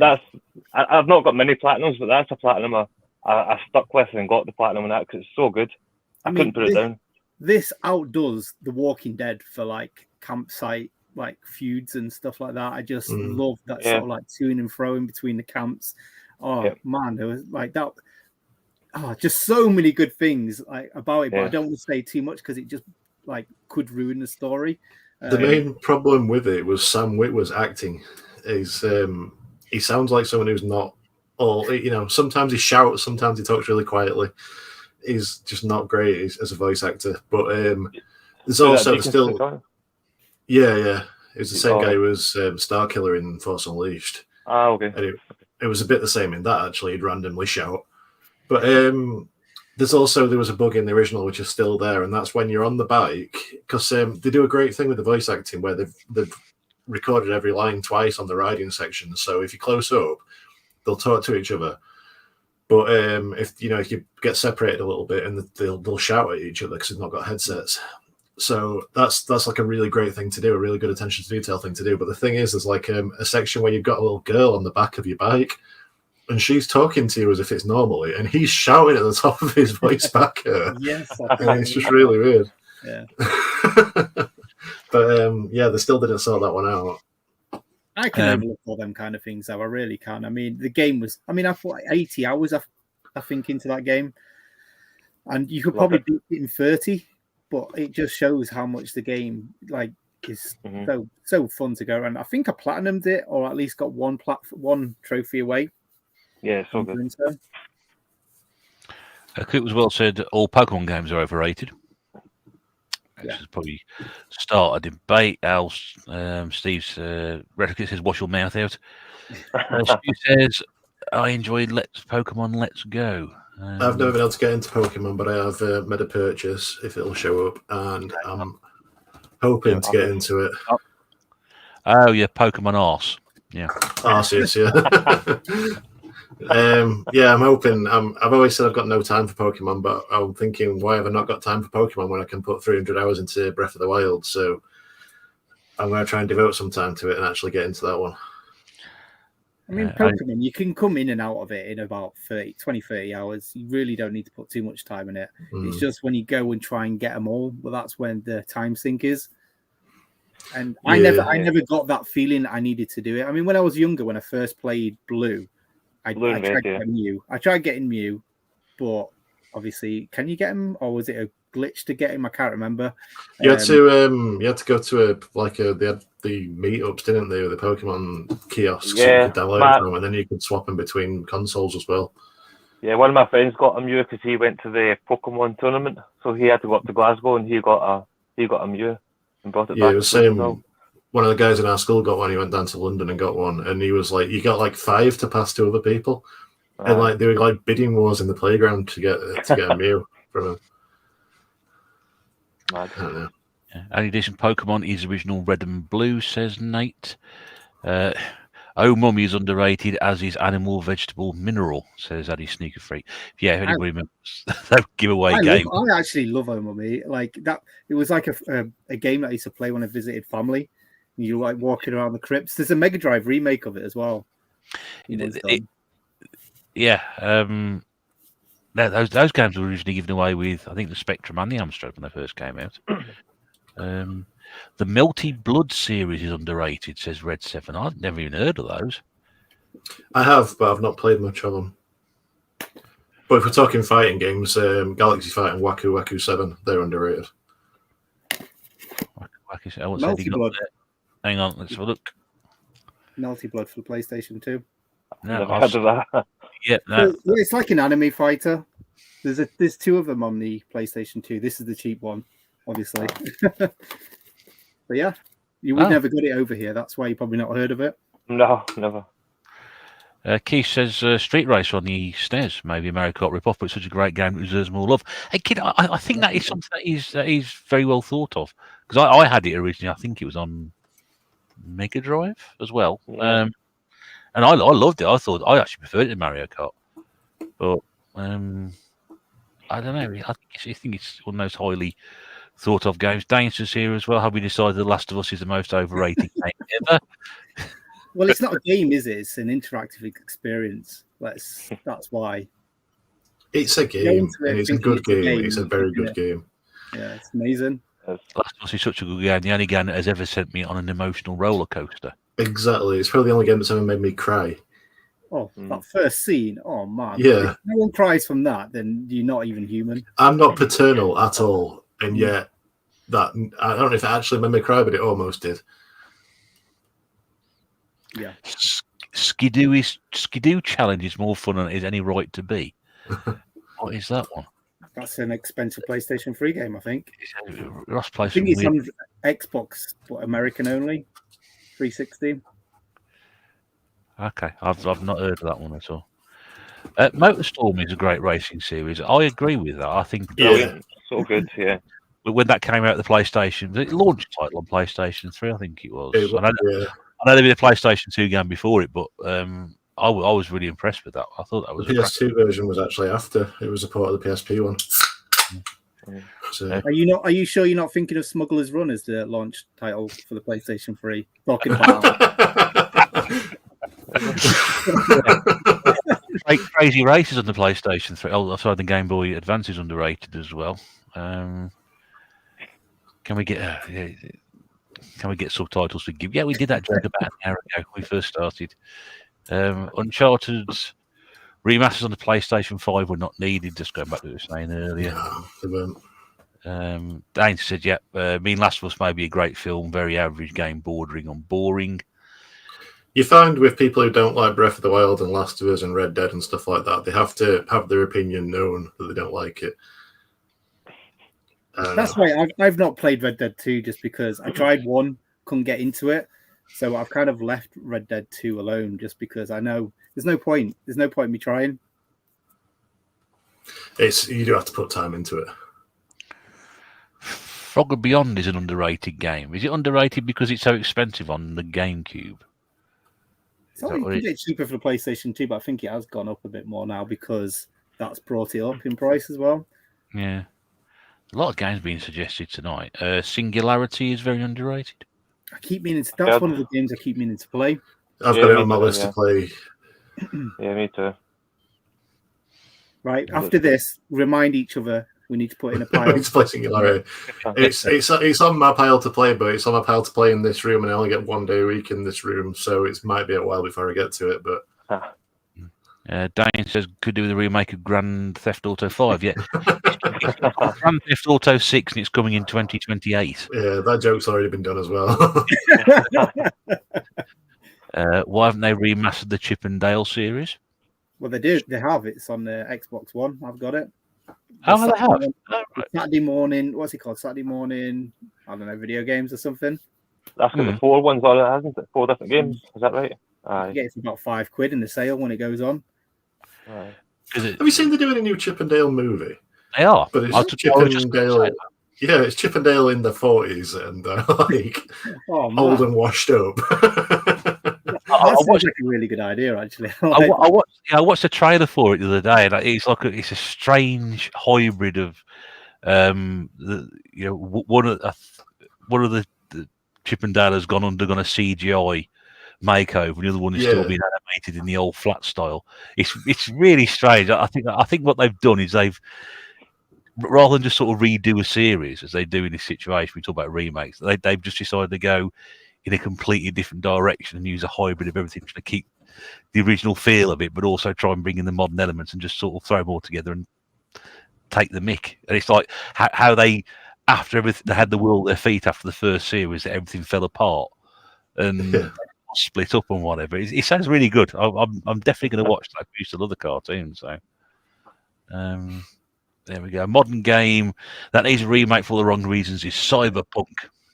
I still not played it. No, never. I won't until they fix it.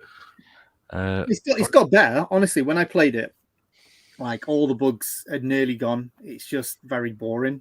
I believe that like the new iteration on the PlayStation, they're doing like a redo of it actually for the PS5 and the Xbox series or whatever it's called. They are actually going to do like a definitive one where there's people actually walking around, so it'll make it feel a bit better. Mm-hmm. Honestly, the world in there is beautiful. It's just places is boring. I've not had because I couldn't get into The Witcher, so I've not got that kind of connection and that kind of pre-built kind of like good expectations for it that a lot of people have. So it didn't really strike me as interesting in the first place. But I'm definitely not playing it until I know it's going to be a well-made game. Yeah. Underrated Enemy Zero, Sega Saturn Nova, Blood 2, and Assault on PlayStation 1.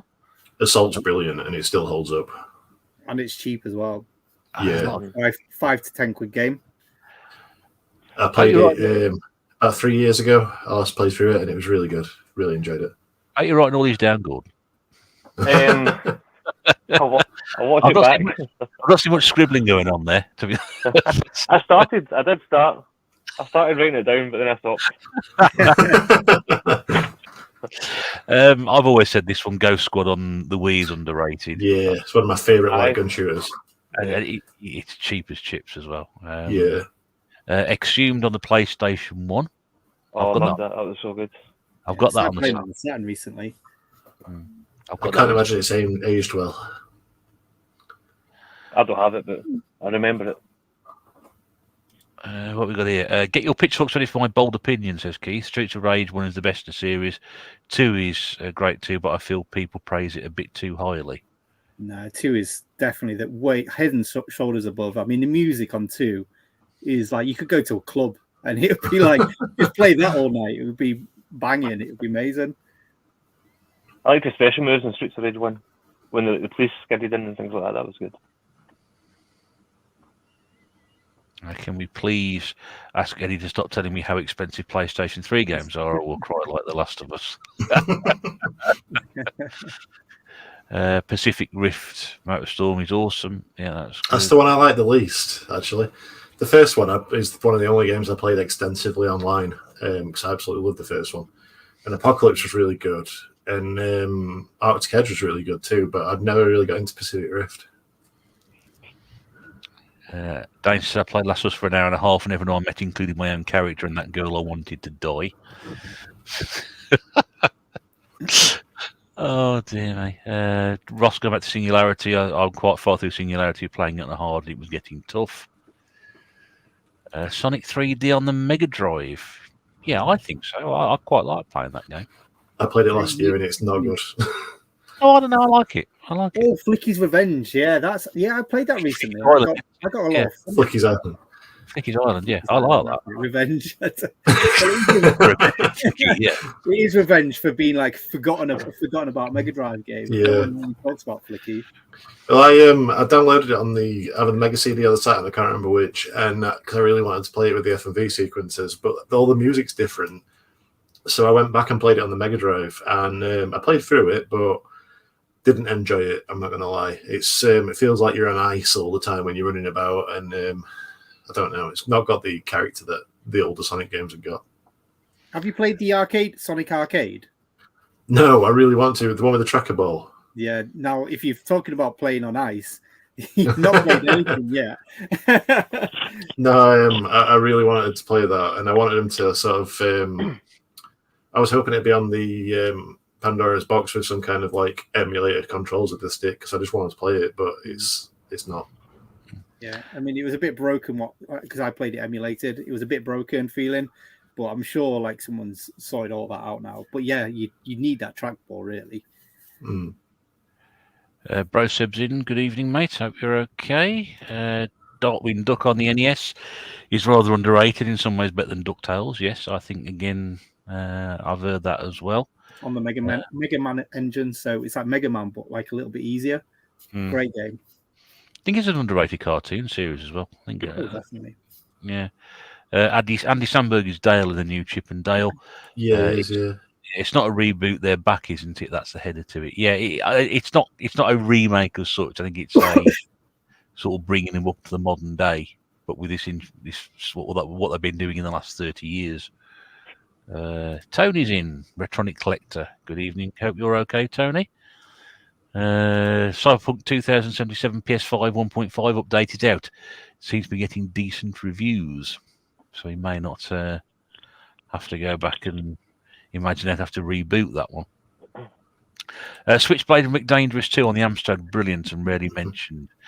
He's got Rick Dangerous. A lot of people hated those games back then because they were so hard, but honestly, they are great games. They are great. Really, I thought that like these are like really everyone who talks about like old 8-bit or 16-bit love Rick Dangerous. It's I don't know. It spawned a lot of games that are like that. Yeah. But yeah, you could only play it if you had a trainer on it. There is no way you could get through that with the 3 lives or whatever it is. Oh, no, absolutely not. Absolutely not. I mean, people used to pull their hair out at the time. Everyone used to say what a great game, what great games they were, but at the same time saying they were insanely difficult. And that's how they were. Switchblades on this actually. It's one I've been meaning to give it a go. That's the Evercade. Just that Pete, in case people want to see what it is. The Pico Interactive Collection 1. Yeah, Switchblade is on that, and it is one I've been meaning to go at, but I've not got it on my list actually. I need to put it on. Exhumed was one of my brother's favourite games. Couldn't get into it myself. Class of Heroes 2G is amazing on the PlayStation 3. Another expensive game for you there, Game Shack, especially if you're going to go for all the different versions of it, because I think there's 4 different ones, isn't there? Ninja Gaiden Sigma series is never talked about. I keep meaning to go and play that actually. Alice here, 16 bits and bobs. Good evening to you. Nice to see you in. Pete Fighter 2 comment. Witcher 3 has an amazing soundtrack and the game is almost 11 out of 10. I've got it. It's just my wife bought it because she wanted to get into the series after we watched the TV series. And she's had the same problem with me, though. She just can't get into the games. So I may one day play it, but I've had Dragon Age 3 for about 10 years now, and I never played that either. So I don't know. With role-playing games, I tend to get easily blinded by stats and stuff, and it really puts me off. So Witcher, I think The Witcher 2 kind of overwhelmed me a bit with the size of the map and things, and how much time I was going to have to put into it. And it also, like, you know, like all the leveling up and trying to find a decent build for your character that you like. And also, I'm not a magic user in games, and you have to use magic in that by the looks of it. So that all kind of put me off. So I've just never got into the series. Although I will say The Witcher 2's intro sequence is one of my favourite intros in any game ever. I've never played any Witcher games. So another thing that put me off about them, though, is the fact that you couldn't get the first one on console, and they didn't like remaster it or anything. So you just had to jump in at number 2. I'm surprised we've not done that just to pay for like the Witcher 2.0 update. Yeah. Castle Illusion, Master System, and Mega Drive games need more praise. They were very well praised when they came out originally. I think they might be regarded as pretty much classics on that, especially the Master System one. Has anyone played the remake of Castle of Illusion? No. That was amazing. I missed that Again, one. It's one of them ones that it just came and went because of licensing. Yeah, it's like the DuckTales one as well. I missed that. Yeah. You can still get DuckTales. It's still that got a physical release, fortunately. But yeah, Castle of Illusion, it just came and went. Yeah, because the studio went bust, didn't it? They go bust in Australia. You said. What's that? Who? The studio that made it, did the remake, then they go under or something. I think probably, yeah, I think so. But yeah, it was Sega. It wasn't made by Sega. It was so again a Mickey Mouse license, and yeah, it's not going to last long, is it? It's a shame that I'd have loved to have given that one a go. Max Payne 3 Under Defeat, high definition. Under Defeat is overrated, very much overrated. I hate that game. I love shooters and I hate that game. I thought Max Payne 3 was overrated as well. Actually, I didn't think it was that great. It certainly wasn't a Max Payne game. I've actually not played any. No Max Payne games. One person's opinion says underrated, and we've got 2 people saying overrated. This is I mean, again, Max Payne 3 is good, but it's a really good game, but it's not amazing. It's not Max Payne. It's not got that noir side to it. Sonic 3D for the music, especially the Saturn version. That's some absolute bangers. Oh dear, Al's on something tonight. Race with Ryan, very underrated. I really enjoyed it. We disable Al's comments can be tonight or something. I'm starting to wonder if, like, with his obsession with like Fortnite and Fall Guys and stuff, and now he's on about Race with Ryan. I think we should get U-Tree involved. Sonic 2 is some of the best music ever, especially the Chemical Plant Zone. Yeah, I would have first heard that music at that level. Oh my god, whoa, Brilliant. unbelievable. There we go. Eddie's done it again. There we go. Trying to catch up with all these comments nearly at the bottom now. Quackshot on the Mega Drive, one of my favourites, one of the more underrated Disney titles. It does. I think it gets a little bit forgotten. Goof Troop on the Super Nintendo. That's one that I would say was very underrated as well. I remember it used to be on a TV program. I think maybe Games World Live, Goof Troop. They used to play that quite a lot on there, and it's one I've always wanted to play because of that, and never got round to it. It's like a puzzle game. It's not like you'd expect like a Disney platform, but it's completely different. It's a puzzle game. I like it. I got it years ago. So. Loads of people started stating widely praised games are underrated. That's not what it means. Very true. I didn't bring my dictionary with me, so I'll have to do that afterwards. I'm just trying to scan through some of these here. Anyway, you keep mentioning PlayStation 3 price, so I'm glad I sent the House of the Dead to the wrong address. Oh man, heartbroken. That was a proper wounder. I was so excited to get that. It's all like, I owe you a pint for that as well, because that just made an incredible story. So. Which House of the Dead was it? It was the light gun for the Dreamcast. It was the Dead light gun, and he sent it to an old address from like 5 years ago. That was on my if it was Overkill, he's doing you a favour. Which one's Overkill? That's play. Is that? That was the one on the Wii where they made it edgy. Oh, right, okay. The light gun that came with the Wii version of Overkill was really cool, though. The big hand cannon Magnum one. I really wish I had that. Yes, me too. I'd like that one. I was just find out about it afterwards and think, oh, yeah, I really would have liked that. Yeah. One of the best Mega Drive games is Toy Story. It's very underrated because people think it's a kid's game. I agree with Al, actually, on that one. It's a really good game. And Toy Story 2 on the PS1 as well. Really good. I believe so, yeah. I've not actually got it. Call of Duty 3 is underrated and my favourite 360 game, whereas every other COD after that was overrated crap. I could say that all Call of Duty is overrated, but I know that's a Marmite thing. You're either going to love it or hate it. It's got a target audience, hasn't it? And it's like the target audience is more, not trying to sound horrible, but it's more towards casual gamers who only play Call of Duty and FIFA, and that's it. Yeah. And it's fine if you are gaming like that, and it's fine if you're not gaming like that and still love it. But I mean, that's the target audience. So don't forget the dude bros. Don't forget the I love war. Me, I want to shoot someone. It's like that kind of person. I hate it. Yeah, I've worked with a few of those. Yeah, the dude bros. And the target audience isn't here to defend it tonight. So. I like cute anime things. That's the kind of games that I like. Something colourful. Brain Trainer on the DS is very overrated. Everyone seems to have it. Shame it's never worked on any of us. Yeah. I take what Steve was saying. I mean, yeah, overrated, underrated. I mean, it's everyone's got their own opinion. It's not, as we said.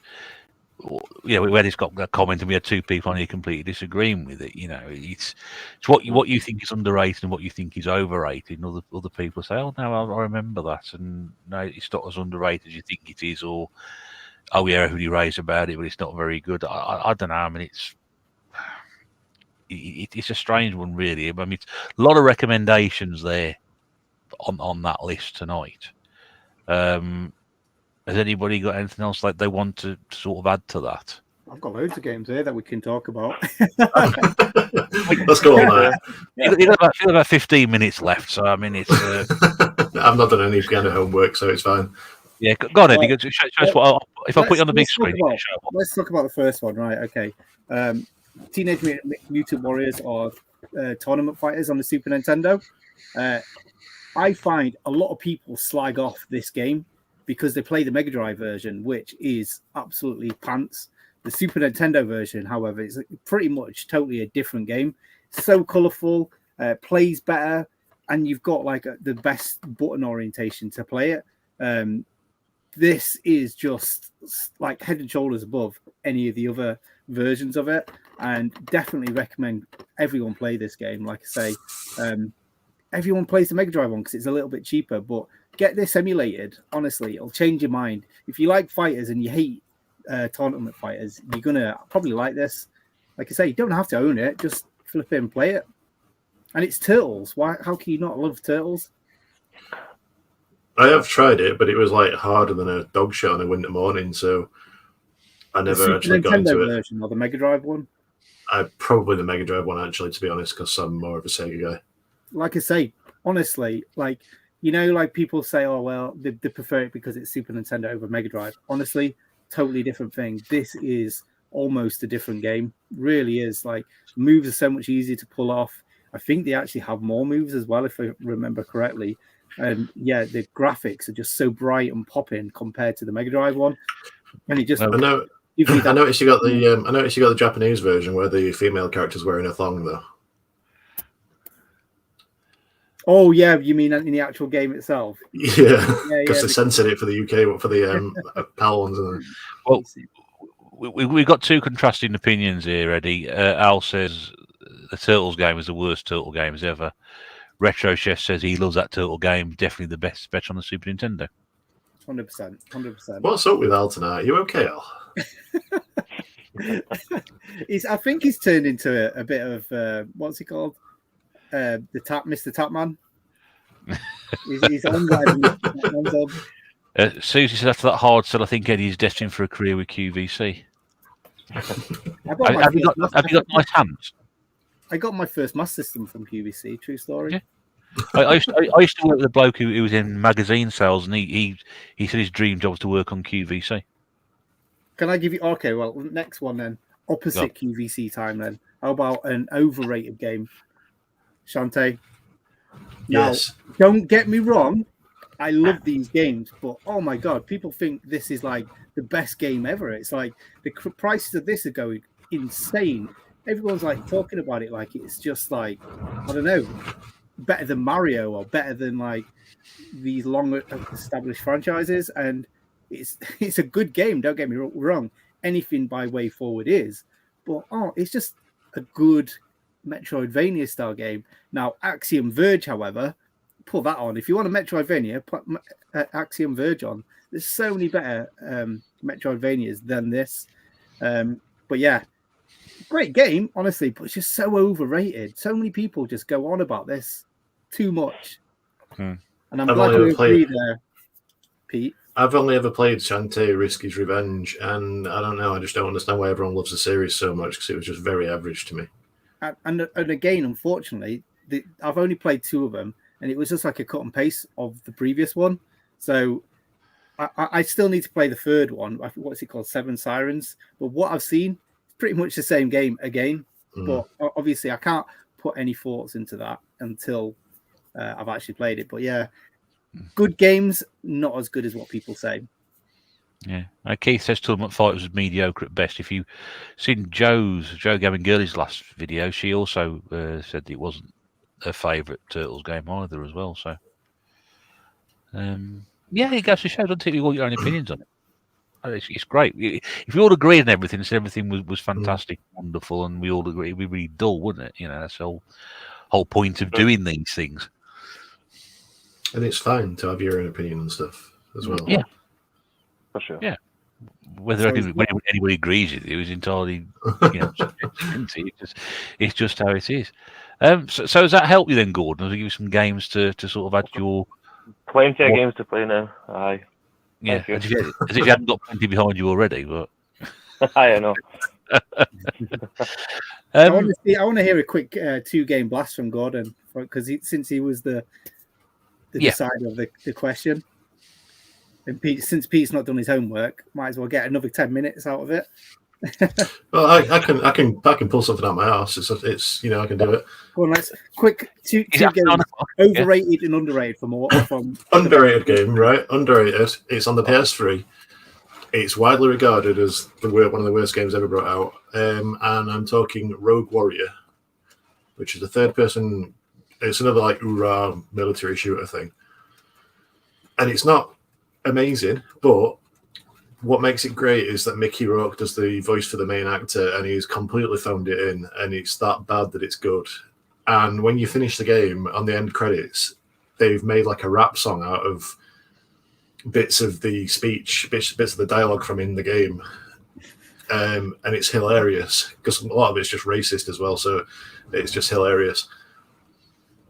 But yeah, I think when it first came out as well, it was like when it was still 40 quid in shops. I think I picked it up at Cash Converters for about a tenner, and I actually really enjoyed it. And I can see why it's rated badly, but it's well worth a play just to see for yourself, really.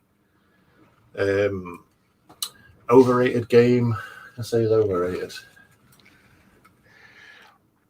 Just looking at my shelf, and I'm not very close, so I can only see like make out certain things on spines. But a lot of people seem to love that Daymare 1998, which was what became the fan remake of Resident Evil 2 before they actually remade Resident Evil 2. The story behind it was that they'd remade the Resident Evil 2 in the style of Resi 4, and Capcom basically, they didn't shut it down. Well, they did shut it down, but they said essentially use what you've made and make your own game. And so they did, and they came up with this, what they're trying to make sort of like an old style survival horror game in the style of like the updated Resident Evil games, but it's just got a lot of like really bad mechanics, like when you reload your guns, you need to then reload the bullets into the clip. You've only got 2 clips, and you have to like manually reload the clips before you put it into your pistol. So when you're in a firefight and you lose off about 4 rounds, and then you want to reload while it's quiet, just so you got a full clip, then you can do it again. You'll unload a full clip, then you put the original clip in, and it's still missing those 4 rounds because you haven't gone into your menu and loaded another 15 shots into it and stuff like that. It's just very, very frustrating like that. And it made it so I just couldn't play it. I couldn't carry on with it because I was so angry at that. I mean, there's like, obviously it's only made by a small team and it's not perfect gameplay wise either, but getting over the sort of low points and then having to deal with things like that they decided to put in on purpose, which really didn't need to be, didn't add anything to the game. It just makes it more frustrating. That kind of annoyed me. And that game got a lot of like people saying, oh, it's great because it was made by a small team, but they were still selling it at the same price as a AAA game. So, I thought it was about a 40 game when it came out, so it wasn't quite that. I don't know. I got it quite cheap, but it had been out a while, so I don't know. But I don't know. I was sat there thinking, if this is on the same platform as AAA games, why should I be making allowances for it? Yeah. But I suppose if it was a bit cheaper, then fair enough. Yeah. But no, I just applaud Capcom for not like completely going on town on them. They actually addressed what happened and actually gave them some pointers to actually release it as a full game. Which, I mean, Nintendo is like, if you ever touch their stuff, not even to sell, you're now in debt for like the rest of your life. Well, back when I was in the Mugen community as well, it's like Capcom got involved with that. Mugen, if you don't know, it's a 2D fighting engine on the PC where you can make your own characters from scratch, like code them, make the sprites, or you can import characters from other games and stuff. And there's a lot of like Capcom characters in that, obviously, because people have ripped them out of Street Fighter and Darkstalkers and all that kind of thing. And Capcom had been involved with that and given the creators the blessing to use the sprites and their work and everything, and said that they regard it as fan art. And then nothing will ever be said about it. Capcom have always been really good with stuff like that. That's awesome, man. Well, I'll give you the last word on this, Gordon. I'll just put my 2 in very, very quickly. I remember this. We did it. I'm sure we covered this quite a while back on one of our old tNb chats when we did in the old days. But one of my underrated games is Fatal Rewind on the Mega Drive, which I think most people may know as Killing Game Show on the Amiga. And it's like a futuristic platform game.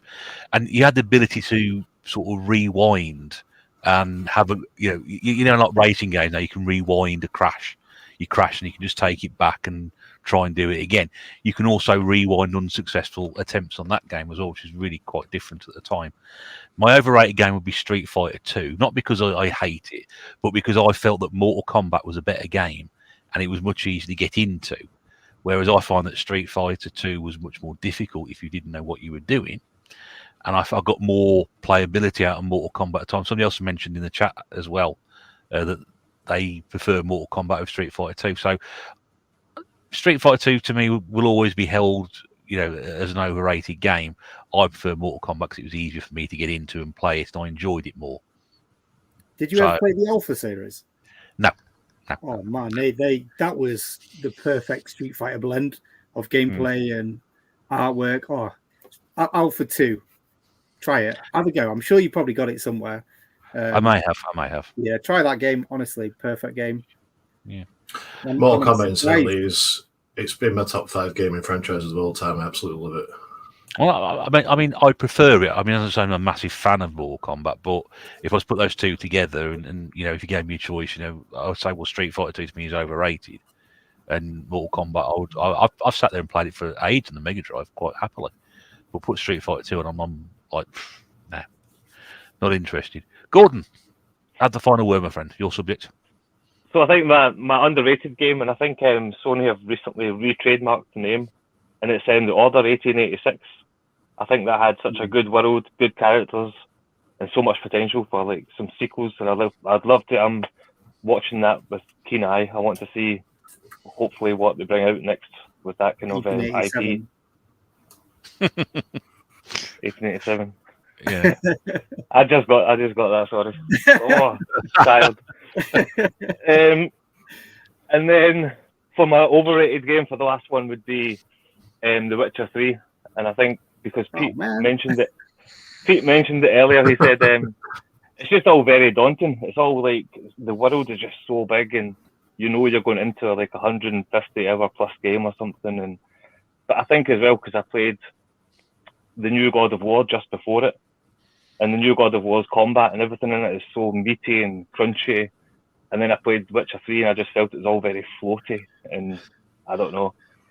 No, the thing is, The Witcher 3, all my friends, well, not all my friends, all my friends that play PC were like enamored with Witcher 3, Witcher 1, 2. And like when Witcher 3 came out, I was like, do you know what? I might just dip my toe into it. And I hated it to start off with. It was like fighting these like mud monsters and stuff like that. And it was like you say, the combat wasn't like a one-to-one combat system like God of War or something. But honestly, get past it. Get past that, because once you start using spells and all sorts of stuff, it's like it becomes its own game that there's not many other games like. And like that daunting feeling of like how big the world is, just you can rush through it. You can do it probably about 40 hours, I'd say. But like, that's a rush. That'd take me a lifetime to get through that. I did 100% of Mass Effect in 30 hours. So, but walking around the villages and finding all these stories, oh god, it's so good. And you need to get to the scene when they're in the castle, and he gets drunk, and it's like hilarious. Like that is like one of the best, my favorite bits in gaming. Like honestly, it is so funny. The thing that really I can't get past with The Witcher though is I think I've mentioned it before. Is the whole you have a normal sword for killing people and a silver sword for killing monsters. Yeah. And I can understand the fact that monsters can only be harmed by silver, but why can't a silver sword kill people? Well, it can. You just have a silver sword. It's just a little. It doesn't hurt him as much. I guess silver. Why not? It's a softer material, isn't it? I suppose. I don't know. It's a softer material that's still sharp and pointy. Yeah, but you could say that with a lot of gaming mechanics. I mean, there's so many. It's like that should have realistically killed someone instantly by just touching them, but he doesn't. But I mean, you play Oblivion though. Flames that you throw at enemies, and like it just takes minimal damage off. So yeah, you play Oblivion though, and you pick up. You can only kill you can't hurt ghosts with like an iron or steel swords, and you have to get a silver sword to hurt ghosts. But it still hurts people more than in the iron and steel swords, so that makes more sense to me. Right. Okay. Well, we'll bring that to a close then this evening, gentlemen. Thank you very much indeed for that spirited debate there, which we were all talking about there. Lots of people talking in the chat as well, so I hope we've covered quite a few subjects. Thanks to everybody who's contributed this evening, not just the three guys here, but also everybody else who's put comments down there. Lots of games mentioned. Hope it's given some of you some ideas. You've not played games, or you may have changed your opinion on the game, or perhaps you want to go back and revisit something that somebody's mentioned about tonight and see if it's still as good or as not as good as you remember. Yeah, it's been good fun tonight. Gordon, thank you very much indeed for coming along this evening and being our special guest. It's been a pleasure having you on, my friend. Thank you very much for your pleasure. Appreciate it. Cheers. No, I hope it's given you a long list now to go through and spend some money. I'm sure it will. That's good. Pete and Eddie, thanks very much for your time as well this evening, gents. Nice to see Eddie back on as well. Pete, always a pleasure. So we'll catch you guys again very soon. I shall drop you all backstage. I'll have a quick chat afterwards before I sign off. So I'd like to give everybody a quick wave before you go. Good to be back. Ciao. They always like waving at the end, don't they? Right, brilliant. Thank you very much indeed to everybody who's been here tonight. If you can enjoy that, don't forget to leave a like on the stream as well. That would be fantastic because we enjoy doing these. We've now done 49 of them over the course of the last couple of years. So it's always a pleasure to do this and great to see so many people in tonight. In the meantime, talking about 49 episodes, our next episode is going to be our 50th. I can't believe that. 50 episodes of this ramshackle discussion program. It's fantastic. But yeah, so 2 weeks' time, which will be, I think it's the 6th of March, 8 o'clock on this channel, we will hopefully all be here. We're hoping to try and get everybody in for a bit of an ease up, really, to celebrate 50 episodes. So if you can join us in 2 weeks' time, it'd be fantastic to be appreciated. Don't forget, if you want to listen to previous episodes, they are all in the archive below. And you'll find some interesting debate and discussion going through there as well. So please feel free to scan through those, and we hope to see you again in 2 weeks' time. Thank you once again to so many people who've been here tonight. Love so many people in on a Sunday. It's brilliant to say. Thanks to our guest, Gordon Gibb84. If you haven't come across Gordon's channel before, go across to have a look. I'll stick a link a bit later on in the description below so you can go across. And again, thanks to Pete and Eddie for being here. In the meantime, please be safe. Do take care out there. It's a bit wild and windy again tonight, and probably tomorrow as well. So mind how you're going. Hope to see you in 2 weeks' time. This is the Retro Bear. This is the Gaming Pantry, and this has been the tNb Gaming Podcast. Thanks for watching. We'll see you again very soon. Bye for now.